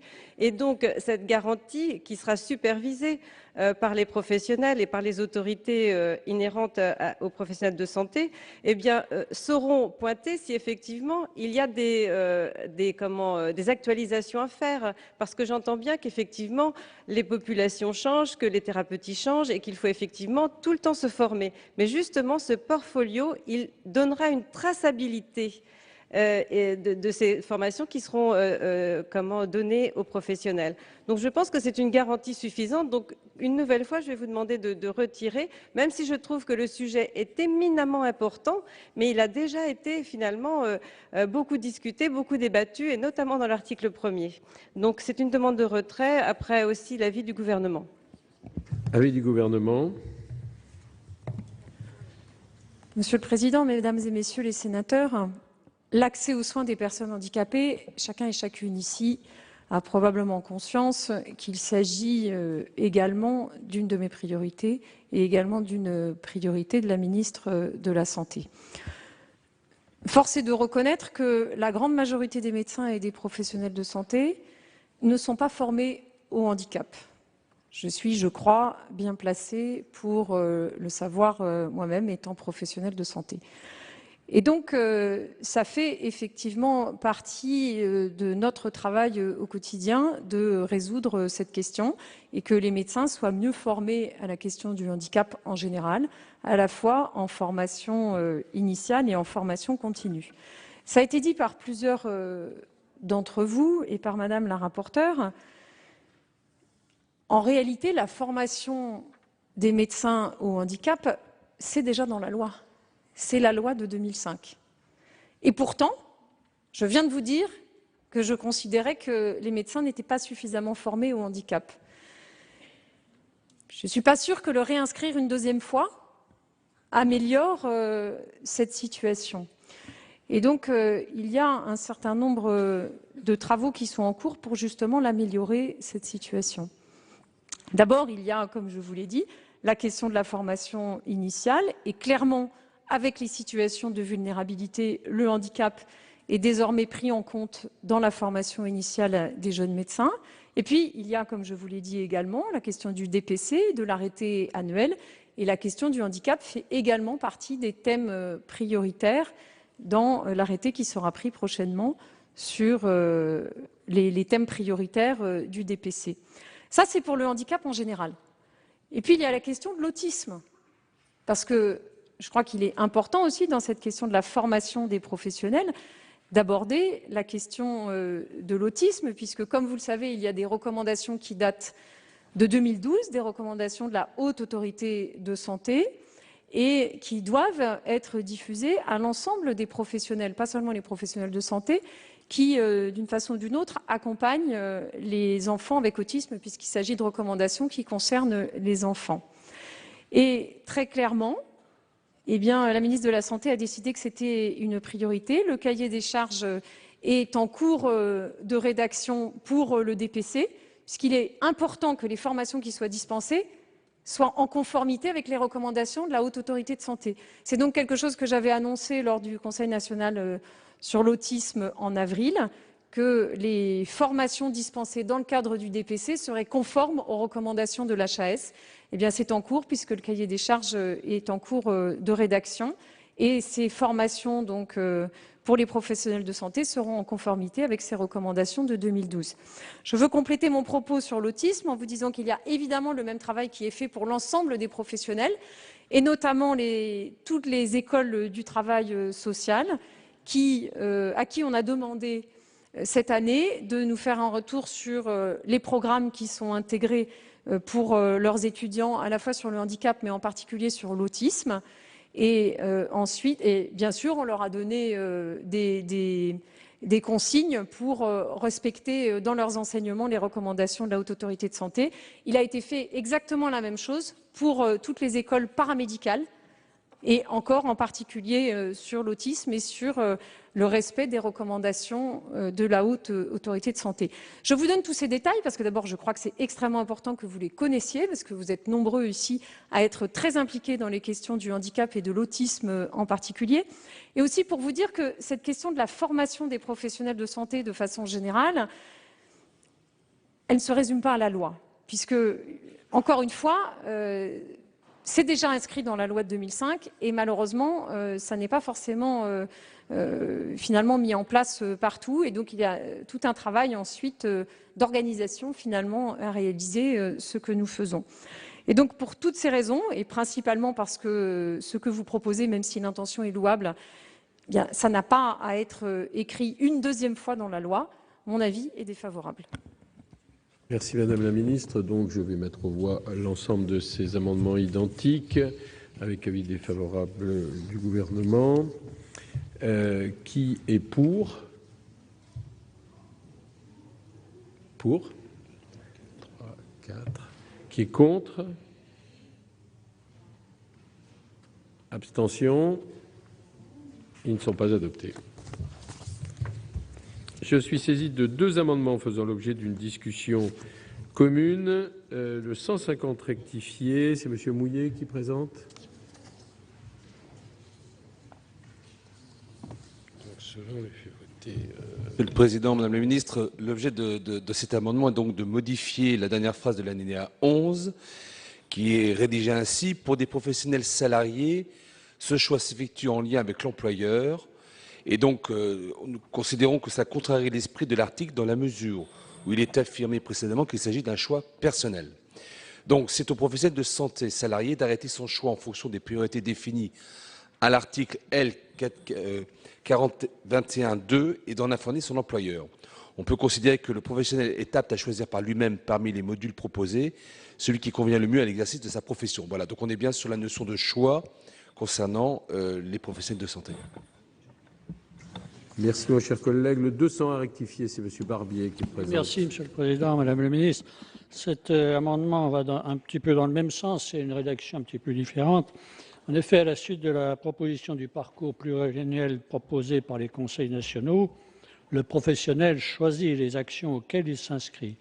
Si pour les professionnels salariés, il est bien logique d'avertir l'employeur, la terminologie du texte qui se fait en lien risque de créer en fait un lien de subordination et de pression éventuelle sur le salarié, ce qui n'est pas acceptable, au regard notamment des praticiens hospitaliers à qui il appartient de choisir la formation qui leur apparaît la plus satisfaisante pour leur profession. Avis de la commission. La commission est assez favorable sur le fait qu'il faut donner le libre choix aux professionnels. Et la proposition de notre collègue Philippe Mouillet était de changer finalement la phrase « Ce choix s'effectue en lien avec l'employeur » par « Les professionnels salariés informent leur employeur de leur choix ». Cependant, la proposition de notre collègue Barbier était plus intéressante d'après la Commission, puisque là, vous proposez « est porté à la connaissance de ». C'est donc un avis plutôt favorable, en demandant aussi l'avis du gouvernement. Je voudrais tout simplement dire que je parlais du portfolio tout à l'heure, qui retrace les formations que va finalement avoir le professionnel pendant une durée de 3 ans. Et ce portfolio, en fait, il est supervisé également par les différents ordres qui peuvent être concernés, mais pas seulement, parce qu'il n'y a pas non plus que les professions libérales. Il y a également un certain nombre d'organismes qui supervisent finalement l'intérêt, la pertinence du choix des professionnels. Mais pour autant, nous sommes d'accord avec cette liberté de choix. C'est donc un avis plutôt favorable de la Commission. Avis du gouvernement. Bien, donc si je comprends le sens de vos 2 amendements, il s'agirait de faire en sorte que les médecins puissent choisir leur formation sans qu'il y ait du tout d'avis de leurs collègues au sein de l'établissement, c'est-à-dire en indépendance totale. Parce qu'actuellement, quelle est la situation? Ce ne sont pas les directeurs d'hôpitaux qui décident des plans de formation. Ce sont les commissions médicales d'établissement. Ce sont les commissions médicales d'établissement. Et les commissions médicales d'établissement, comme leur nom l'indique, c'est une instance où siègent les médecins, aussi bien les praticiens hospitaliers que les professeurs, les PUPH et les PH siègent à la CME. Et donc, en fonction effectivement des priorités de l'établissement, parce que tout de même, quand on est médecin hospitalier, on est dans un établissement. Et donc, tous les établissements n'ont pas forcément les mêmes priorités en fonction de la population qu'il y a autour et du type de patients et de pathologies qui sont prises en charge. Et il est finalement normal qu'il y ait une certaine cohérence aussi. C'est-à-dire que si tout d'un coup, tous les professionnels voulaient se former à la même chose, alors qu'il suffit d'en former quelques-uns et puis qu'il y ait d'autres thèmes qui soient abordés, c'est-à-dire qu'il y ait toutes les compétences qui soient réunies dans un même établissement. Quand on est professionnel dans un établissement, on doit s'intégrer aussi à cet établissement. Et donc, que la CME soit en responsabilité sur le plan de formation, c'est extrêmement important. J'ai cru comprendre que votre crainte, ça serait que, éventuellement, il puisse y avoir des formations qui soient imposées par un directeur d'établissement à un professionnel de santé. Mais ça ne s'est jamais vu. Jamais il n'y a aucune situation qui est comme ça qui est remontée. Ça ne s'est jamais vu. Ce qui peut arriver, et ce qui continuera d'arriver, il faut être réaliste, c'est que parfois il y ait un surplus de demandes, énormément de professionnels qui souhaitent se former telle année, et qu'il y ait donc des refus parce qu'il manque de financement telle ou telle année pour pouvoir former tous ceux qui ont demandé. Mais en revanche, qu'il y ait des formations qui soient imposées par un directeur ou une directrice à des professionnels, ça n'arrive jamais. Donc la réalité, elle est celle-là, et c'est la raison pour laquelle l'avis du gouvernement est défavorable. Madame Génisson demandait la parole pour explication de vote. On touche à un sujet assez complexe. J'entends bien l'argument de Madame la ministre qui nous dit qu'un directeur d'hôpital ne peut pas imposer une formation à un professionnel de santé. C'est une réalité, c'est vrai. Par contre, vous l'avez indiqué aussi, Madame la ministre, il y a beaucoup de formations qui sont refusées. Vous avez aussi dit quelque chose de très juste, c'est que c'est au niveau de la commission médicale d'établissement que doit pouvoir se discuter finalement l'accès à des formations pour les professionnels de santé en fonction à la fois des projets médicaux des services, des pôles et en fonction du projet médical de l'établissement. Mais dans le texte, ça ne figure pas du tout cela. Et ce qui est écrit, ce à quoi il est fait référence, c'est uniquement la relation entre le professionnel de santé et l'employeur. Et l'employeur, c'est le directeur de l'hôpital, c'est pas la commission médicale d'établissement qui n'a qu'un rôle consultatif. Donc là, je pense qu'il y a dans la rédaction de cet alinéa un problème, ou alors il faudrait que soit le sujet de la commission médicale d'établissement soit abordé, soit rajouté peut-être après consultation, après avis, enfin je sais. Mais ce qui est gênant un peu dans l'écriture de cet alinéa, c'est la relation directe entre le professionnel de santé et l'employeur. en comprenant bien tous les arguments que vous nous avez présentés. Le professionnel de santé ne va pas demander une formation qui est complètement en dehors de la fonction qu'il occupe au sein de son service, au sein du pôle de l'établissement de santé. Mais il y a je pense qu'il y a quand même un problème de rédaction dans l'alinéa qui occulte justement le rôle de la commission médicale d'établissement. Merci. La parole est à Monsieur Roche pour explication de vote. Oui, juste pour dire que les explications qui ont été données par la ministre me satisfont tout à fait, parce qu'on ne peut pas accepter qu'un médecin qui travaille dans un établissement se voit imposer une formation qui n'intéresserait pas ou qui ne serait pas directement directe avec son aspiration professionnelle. On ne peut pas accepter non plus qu'un médecin décide tout seul d'une formation sans tenir compte des besoins de formation qu'a la collectivité médicale. Et le fait que ce soit la CME qui soit organe décisionnel, je trouve que c'est tout à fait un arbitrage favorable à tous nos soucis et que c'est la meilleure des solutions. Mon cher collègue, donc je vais mettre... Monsieur Barbier, pardon. Oui, je pense que Mme Génisson vient de soulever quand même un problème qui est majeur. C'est que moi, je prends le texte. Chaque professionnel choisit les actions auxquelles il s'inscrit. Pour les professionnels salariés, il s'agit bien notamment des praticiens des hôpitaux, Madame le ministre, le choix s'effectue en lien avec l'employeur. L'employeur, c'est le directeur de l'hôpital. Enfin, moi, j'ai été PH aussi, on a ça de commun, et mon employeur, c'était le directeur de l'hôpital, ce n'était pas la CME. D'autre part, je pense quand même que le professionnel n'est pas forcément lié à vie avec un établissement. Il peut très bien envisager de faire une formation complémentaire pour évoluer dans sa carrière, et ça, je pense que c'est une liberté qui est accordée à tous les salariés, que ce soit à l'hôpital ou ailleurs. Mais pourquoi imposer dans l'hôpital? Je vais aller contre l'avis de mon collègue qui vient de s'exprimer. Il n'est pas normal qu'on lui refuse pour des raisons de possibilités financières, d'accord, mais qu'on dise à un salarié, voilà, on vous oblige, si vous voulez faire une formation, c'est celle-là, ça ne serait jamais vu, et notamment en matière médicale. Merci, mon cher collègue. Oui, Monsieur Mouillet. Vous retirez l'amendement 150 rectifié. Il nous reste donc le 201 rectifié que je mets aux voix. Qui est pour? 3, 4, 5, 6, 7, 8, 9, 10, 11, 12, 13. Qui est contre? Abstention. Il est adopté. Nous en arrivons à l'amendement 1080 présenté par Madame Blandin.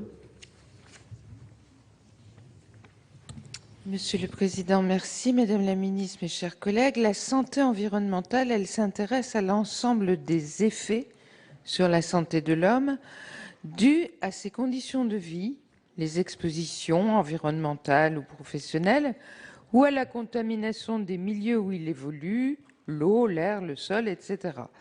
Pour répondre à ces enjeux pluridisciplinaires, la question de la formation est centrale, en particulier pour une meilleure prise en compte du risque chimique et pour une actualisation des connaissances à partir de recherches récentes. Les plans nationaux santé-environnement, PNSE 1 et 2, prévoyaient d'intégrer la dimension santé-environnement dans les formations destinées à différentes catégories de publics, mais les objectifs n'ont pas été atteints. Le troisième plan et la feuille de route de la conférence environnementale engage le gouvernement à compléter les dispositions existantes. Cet amendement propose donc d'avancer sur la question, ce qui est d'autant plus urgent que les connaissances scientifiques et médicales évoluent très rapidement. Si l'on veut que les maladies chroniques liées à nos modes de vie ou à la pollution soient mieux évitées, diagnostiquées, bien prises en charge, objectif que nous partageons toutes et tous, il me semble, cet amendement est donc indispensable. Merci, ma chère collègue. Avis de la commission.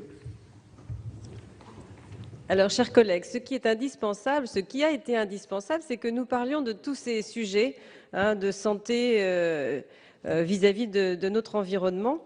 Et nous l'avons fait, le gouvernement l'a fait, l'Assemblée nationale l'a fait. Nos débats de la précédente semaine ont montré aussi combien nous avons enrichi ce texte à travers tous ces sujets santé et environnement. Cependant, cet amendement pose un problème d'insertion dans le texte. Vous indiquez que c'est à travers l'alinéa 11 que vous faites cette proposition. Et comme pour toutes les autres propositions qui ont été vues ce matin par rapport au DPC, il semble que c'est une surproduction finalement et qu'il n'est pas utile de l'inscrire là dans la loi. Il semble plutôt en plus relever du domaine réglementaire, mais ça nous l'avons dit à plusieurs reprises. C'est donc une demande de retrait. Avis du gouvernement. Monsieur le Président, Mesdames et Messieurs les sénateurs, encore une fois, également dans cet amendement, l'objectif est louable puisque effectivement il convient de former les professionnels de santé à tout ce qui concerne les risques pour la santé liés à des facteurs d'environnement. Mais ma réponse sera globalement la même, c'est-à-dire que les thématiques prioritaires du développement professionnel continu, elles sont prévues chaque année par arrêté. Imaginons que vous ayez adopté tous les amendements depuis le début de cette séance qui imposent tel ou tel thème dans la loi. Ça veut dire qu'après, ça reste dans la loi pour tout le temps. C'est-à-dire que si il y a un nouveau thème qui apparaît prioritaire l'année prochaine, l'année d'après, etc., comment on fera? Il y aura déjà 4, 5, 6, 7 thèmes qui auront été inscrits dans la loi de façon prioritaire. Et donc, on rigidifie énormément le système. C'est la raison pour laquelle, pour l'instant, ça fonctionne par arrêté, parce qu'un arrêté, par définition, on peut le changer tous les ans. Alors que la loi, on ne va pas la changer tous les ans. Si on commence à construire la formation des professionnels par la loi, sur tous les thèmes qui apparaissent prioritaires à un moment donné, ça va devenir très compliqué. Et donc, néanmoins, pour vous rassurer, je veux vous dire, Madame la sénatrice, que parmi les thèmes prioritaires pluriannuels de formation qui vont figurer dans l'arrêté sur le DPC, et actuellement en cours de concertation avec tous les collèges nationaux professionnels, ce thème-là, de la santé liée aux facteurs de l'environnement, sera aussi un des thèmes prioritaires, avec la précarité, avec le handicap, et ce d'autant plus que la question de la formation en santé environnementale a été abordée, comme vous l'avez dit, dans le cadre du plan national santé-environnement 2015-2019. Et il y aura également une évaluation, un bilan qui sera effectué dans le cadre de ce PNSE 2015-2019, c'est-à-dire que vous, parlementaires, aurez le résultat de ce qui s'est passé avec le renforcement des programmes de formation des professionnels de santé sur la santé et l'environnement. Donc, je considère encore une fois que votre amendement est satisfait et l'avis est défavorable. Merci Madame la Ministre. Donc, je mets l'amendement 1080 aux voix. Qui est pour? Qui est contre? Abstention. Il n'est pas adopté. Amendement 767, présenté par Madame Cohen. Oui, Monsieur le Président, merci. Nous avons pu évoquer au niveau de la délégation aux droits des femmes la spécificité justement de la santé des femmes, et notamment dans le rapport qui avait été présenté par Françoise Laborde. Nous avons pu souligner qu'il y a une spécificité qui se retrouve évidemment au niveau de la contraception, de l'interruption volontaire de grossesse, mais pas seulement, avec des questions autour de la ménopause et puis tout ce qui est la conséquence des violences faites aux femmes notamment. Et nous pensons donc, au niveau du groupe communiste républicain et citoyen, qu'il serait extrêmement important de pouvoir, dans le parcours pluriannuel du développement professionnel, de pouvoir donc introduire des modules de formation sur la santé des femmes, parce que nous avons le sentiment qu'effectivement, il y a à marquer, à mettre en exergue cette problématique-là qui n'est pas suffisamment prise en compte. On voit d'ailleurs que dans les dernières études, les maladies cardiovasculaires impactent beaucoup aussi les femmes. Donc il y a vraiment à réfléchir et donc à pouvoir apporter une formation complémentaire aux médecins sur cette spécificité. C'est le sens de notre amendement. Merci. Avis de la commission. Bien, je pense que toute la commission est sensible à ce sujet. Nous avons d'ailleurs déjà débattu sur les données sexuées, qui nous a donné l'occasion effectivement d'un débat assez enrichi par vos contributions. Cependant, je vais faire la même remarque, sans doute décevante pour mes collègues, que j'ai faite tout à l'heure pour les autres sujets. Évidemment, un sujet éminemment important, mais cependant, on ne peut pas tout écrire, effectivement. C'est d'ordre réglementaire. Peut-être la ministre nous précisera que dans la prochaine année, il y aura effectivement un regard plus particulier sur la santé des femmes qui sera porté à travers les formations. En tout cas, c'est une demande de retrait ou un avis défavorable. Du gouvernement. Je crois qu'avec l'ensemble de ces amendements, finalement, c'était le bon choix que ce soit moi qui défende ces amendements aujourd'hui, parce qu'il y a eu le handicap, il y a eu la précarité et maintenant il y a les femmes. Ce sont des thèmes qui me tiennent à cœur et qui sont évidemment des thèmes que je défends en permanence. Et ma réponse va vous montrer que la volonté du gouvernement, elle est vraiment d'améliorer la formation des professionnels de santé sur ces questions, et en particulier sur la question des violences faites aux femmes. C'est la volonté de la ministre de la Santé, qui est également ministre des droits des femmes, à tel point que ce matin, elle a annoncé l'ouverture d'un numéro vert pour permettre l'information de toute la population, de toutes les femmes et jeunes filles qui le souhaitent, à la fois sur la contraception et l'IVG. Et on voit bien que toutes les mesures qui ont été prises depuis 3 ans vont dans ce sens, à la fois sur la contraception et sur les violences. Néanmoins, je vais vous faire la même réponse, effectivement, que j'ai pu faire sur les autres thèmes. Ce thème précis de la santé des femmes fera partie, effectivement, des thèmes prioritaires du DPC dans l'arrêté qui sortira prochainement. Ça ne sera pas réduit à l'interruption volontaire de grossesse ou la contraception ou les violences faites aux femmes. Vous l'avez très bien dit, Madame la sénatrice. Ça sera un thème plus global de la santé des femmes. Pourquoi? Parce que pendant des années, il faut être réaliste, la santé et tout l'enseignement sur la santé et des professions médicales en particulier a été conçu par des hommes et pour les hommes. Beaucoup d'études cliniques ont été faites uniquement sur un public masculin, tout en considérant que probablement on pouvait en conclure les mêmes choses pour les femmes. Et de façon globale, la médecine a été conçue par les hommes et pour les hommes.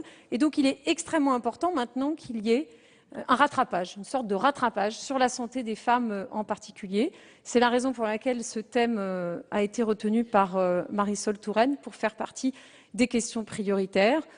Par exemple, effectivement, la question des maladies cardiovasculaires, mais aussi la question des cancers, toutes les questions en fait sont beaucoup plus ont besoin d'être actualisées. La question des maladies professionnelles, pendant longtemps, on s'est intéressé à des maladies professionnelles qui étaient essentiellement masculines. Il faut maintenant se pencher sur toutes ces maladies professionnelles qui sont plus réservées aux femmes, parce qu'il y a encore des métiers féminins. Donc tout ceci, effectivement, sera prioritaire dans un cadre plus global qu'on va appeler santé des femmes. Et donc, notre avis sur votre amendement précis est défavorable, même si le gouvernement, évidemment, veut travailler travaille tout à fait dans le même sens que ce que vous souhaitez faire avec cet amendement. Madame Cohen. Je n'ai pas de doute, Madame la Ministre, pour vous avoir croisé 2 occasions sur votre engagement concernant l'égalité entre les femmes et les hommes. Mais nous allons maintenir notre amendement parce que, comme vous l'avez souligné, il y a vraiment un rattrapage. Et que cette médecine, elle a été faite par les hommes pour les hommes, et que c'est aussi symbolique, et que donc il nous paraît important que ça soit dans la loi. Et nous, de même que nous avons maintenu d'autres amendements pour montrer justement l'importance de la formation professionnelle et les aspects que nous voulions ajouter, nous allons donc maintenir cet amendement. Je mets aux voix donc l'amendement 767 qui est pour, qui est contre. Abstention, il n'est pas adopté. Nous en arrivons à l'amendement 1080, Madame Blandin qui est présente. Cet amendement converge avec le précédent, le 1080. Il s'agit de promouvoir des actions en matière de santé environnementale. Je voudrais simplement ici, pour ne pas reprendre les mêmes arguments, citer deux exemples, un dans la vie professionnelle, un dans la vie quotidienne.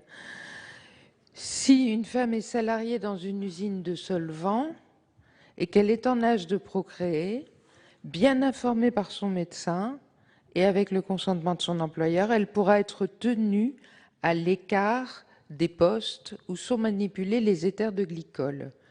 Nous économiserons des détresses personnelles, d'enfants à sexe indéterminé, de désordre de la fabrication de l'appareil urogénital. Nous économiserons des drames, nous économiserons beaucoup d'argent. Si le médecin fait le travail de conseil, par exemple dans la vie quotidienne, on s'aperçoit que beaucoup de familles d'agriculteurs sont soumis à ces drames en raison de la proximité avec certains pesticides. Eh bien, sachez que ces troubles de la reproduction, on les rencontre chez un nombre significatif de personnes végétariennes. C'est quelquefois des gens qui disent je vais faire une hygiène de vie, je vais manger moins de viande. Sauf que si on est végétarien et qu'on ne s'alimente pas avec des légumes bio, on prend une charge de pesticides incroyablement supérieure à quelqu'un qui a une alimentation variée.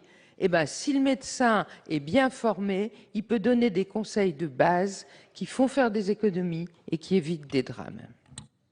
De la Commission. Merci, Madame la sénatrice, de nous rappeler effectivement que dans certains métiers, on peut être très exposé. Je voudrais simplement vous dire que l'un des premiers métiers où, par exemple, les femmes ont été exposées à un produit qui a beaucoup, comment dirais-je, aggravé leur santé, c'était ces femmes qui posaient les aiguilles dans les horloges et ces aiguilles étaient trempées dans le radium. Donc comme quoi, à force d'évoluer, on voit bien que les choses changent beaucoup, mais cependant, c'est juste un petit propos pour vous dire qu'effectivement, il faut être attentif à l'environnement dans lequel on travaille, que ce travail, tout travail finalement évolue dans le temps, que les outils, les matériaux ne sont jamais les mêmes et qu'effectivement, il peut apparaître des difficultés, des maladies nouvelles. Donc, c'est une attention de tous les jours à porter. Cependant, c'est une demande de retrait ou un avis défavorable de la Commission parce que, comme nous l'avons déjà dit à plusieurs reprises, on ne peut pas tout écrire dans cet article 28 qui nous semblait très équilibré, en tout cas pour la Commission. Merci. Avis du Gouvernement. Avis défavorable pour les raisons que j'ai exposées tout à l'heure, c'est-à-dire c'est une priorité du gouvernement, ça sera inscrit dans les thèmes prioritaires du DPC, dans l'arrêté qui sortira sous peu. Merci Madame la Ministre. Je mets donc aux voix l'amendement 1081 qui est pour, qui est contre, abstention, il n'est pas adopté. Le 1141 n'est pas soutenu. Nous en arrivons à deux amendements faisant l'objet d'une discussion commune. Le 528, c'est Madame Gillot qui le présente. Oui, Monsieur le Président, Madame la Ministre, mes chers collègues, cet amendement consiste à donner latitude aux universités pour intervenir dans le développement de la formation continue des professionnels de santé, que ce soit d'un point de vue scientifique, pédagogique ou méthodologique. La formation initiale des professions de santé, pour laquelle l'université joue un rôle majeur, repose sur des référentiels de compétences qui procurent aux diplômés une qualification pour l'exercice de leur profession. Les progrès constants en matière de santé imposent que les professionnels de santé puissent en permanence se requalifier pour pouvoir exercer leur métier dans les meilleures conditions. C'est l'objet d'une formation continue pour les médecins diplômés. L'université a aussi, par son expertise pédagogique, toute sa place en matière de développement professionnel continu. Cette expertise évolutive, créatrice, de dynamique et de partage des connaissances ne peut être cantonnée à la seule dimension scientifique. Par ailleurs, sa participation permet d'établir un continuum entre formation initiale et DPC, partie intégrée de la formation continue indispensable. Les innovations pédagogiques qui y sont développées, plateformes d'échange, enseignement numérique, développement de simulateurs, pédagogie inversée, lui permettent de contribuer au DPC aussi bien pour la requalification des connaissances que pour les évolutions des pratiques professionnelles. Donc cet amendement permet d'associer l'université dans toute sa dimension. Le 769, Madame Cohen. Oui, Monsieur le Président, Madame la Ministre, mes chers collègues, la discussion qui a eu lieu à l'article 26 bis B à propos de plusieurs amendements identiques des groupes socialistes, Europe Écologie Les Verts et d'une autre, le groupe CRC, demandant la réintroduction de la dimension psychologique dans le projet d'établissement, a été tout à fait significative. Et d'ailleurs, nous nous réjouissons que malgré l'avis défavorable donné par la majorité de la Commission des affaires sociales, cette idée ait pu être adoptée et que l'article 26 bis B ait été rétabli. L'intervention de Marisol Touraine, la ministre, allait d'ailleurs dans ce sens. Permettez-moi de la citer en partie. Jusqu'à l'adoption de la loi HPST, la psychologie était spécifiquement identifiée comme contribuant au projet de l'hôpital. La suppression de cette mention en 2009 a abouti à un déclassement de fait de la reconnaissance accordée à ces professionnels et à l'accompagnement qu'ils assurent. Cette constatation rend d'autant plus incompréhensible le fait que ce projet de loi n'aborde qu'à la marge la psychologie en tant que discipline et, pire, n'en profite pas pour donner ou redonner un statut aux psychologues. À l'heure où, dans notre société, la dimension psychologique est centrale dans l'explication et l'analyse du comportement d'une personne, où suivre une psychothérapie n'apparaît plus comme un sujet tabou, il est paradoxal de constater tant de résistance à la reconnaissance du travail des psychologues. Devant ces faiblesses et ces manques criants, il est indispensable, quel que soit le suivi médical, de prendre en compte la dimension psychologique du patient, car comme on le sait, il existe des imbrications très subtiles et fondamentales entre le corps et la psyché. Aussi pensons-nous que lors de leur formation, les professionnels de santé doivent impérativement être sensibilisés à cette discipline relevant des sciences humaines. C'est le sens de notre amendement. Merci, ma chère collègue. Avis de la commission. Tout d'abord, vous indiquez que la participation de l'université a été introduite justement dans ce projet de loi, ce qui n'était pas le cas auparavant dans la loi HPST. Et on entend bien son expertise pédagogique et ce lien essentiel entre formation initiale et formation continue. Donc ça, c'est déjà un premier point à donner parce qu'il est très important, cette notion de participation de l'université. En ce qui concerne les amendements, celui présenté par Madame Gillot, la Commission a émis un avis favorable parce qu'il nous a semblé important d'élargir la participation de l'université au développement professionnel continu au-delà de sa seule dimension scientifique. Par contre, c'est un avis défavorable quant à la notion de dimension psychologique à rajouter à ce point de l'alinéa 16. Donc voilà les avis de la Commission. Avis du gouvernement. Ce sera le même avis pour le premier amendement qui concerne de façon globale le rôle de l'université dans les formations par le DPC. Effectivement, le rôle de l'université est plus large, on va dire, que la seule dimension scientifique. Et donc, je donne un avis favorable à cet amendement. Pour ce qui concerne le deuxième amendement, évidemment que la dimension psychologique dans la prise en charge d'un patient par un professionnel de santé, c'est complètement essentiel. Et il est effectivement essentiel que les professionnels de santé puissent travailler dans ce domaine, aussi bien en formation initiale qu'en formation continue. Et donc, des programmes de DPC peuvent effectivement intégrer cette dimension. Mais si votre amendement était adopté, Madame la sénatrice, on aurait l'impression finalement que la dimension psychologique, elle serait à ajouter dans la formation, elle serait de la seule compétence de l'université. Or, cette dimension psychologique, elle doit être pas finalement limitée à la compétence de l'université. C'est l'ensemble de tous les professionnels et de tous les intervenants de la formation qui doivent prendre en compte cette dimension. Bon, puis au-delà de ça, je redis encore une fois que on n'inscrit pas dans la loi toutes les composantes qui doivent figurer dans la formation. Et donc, l'avis est défavorable.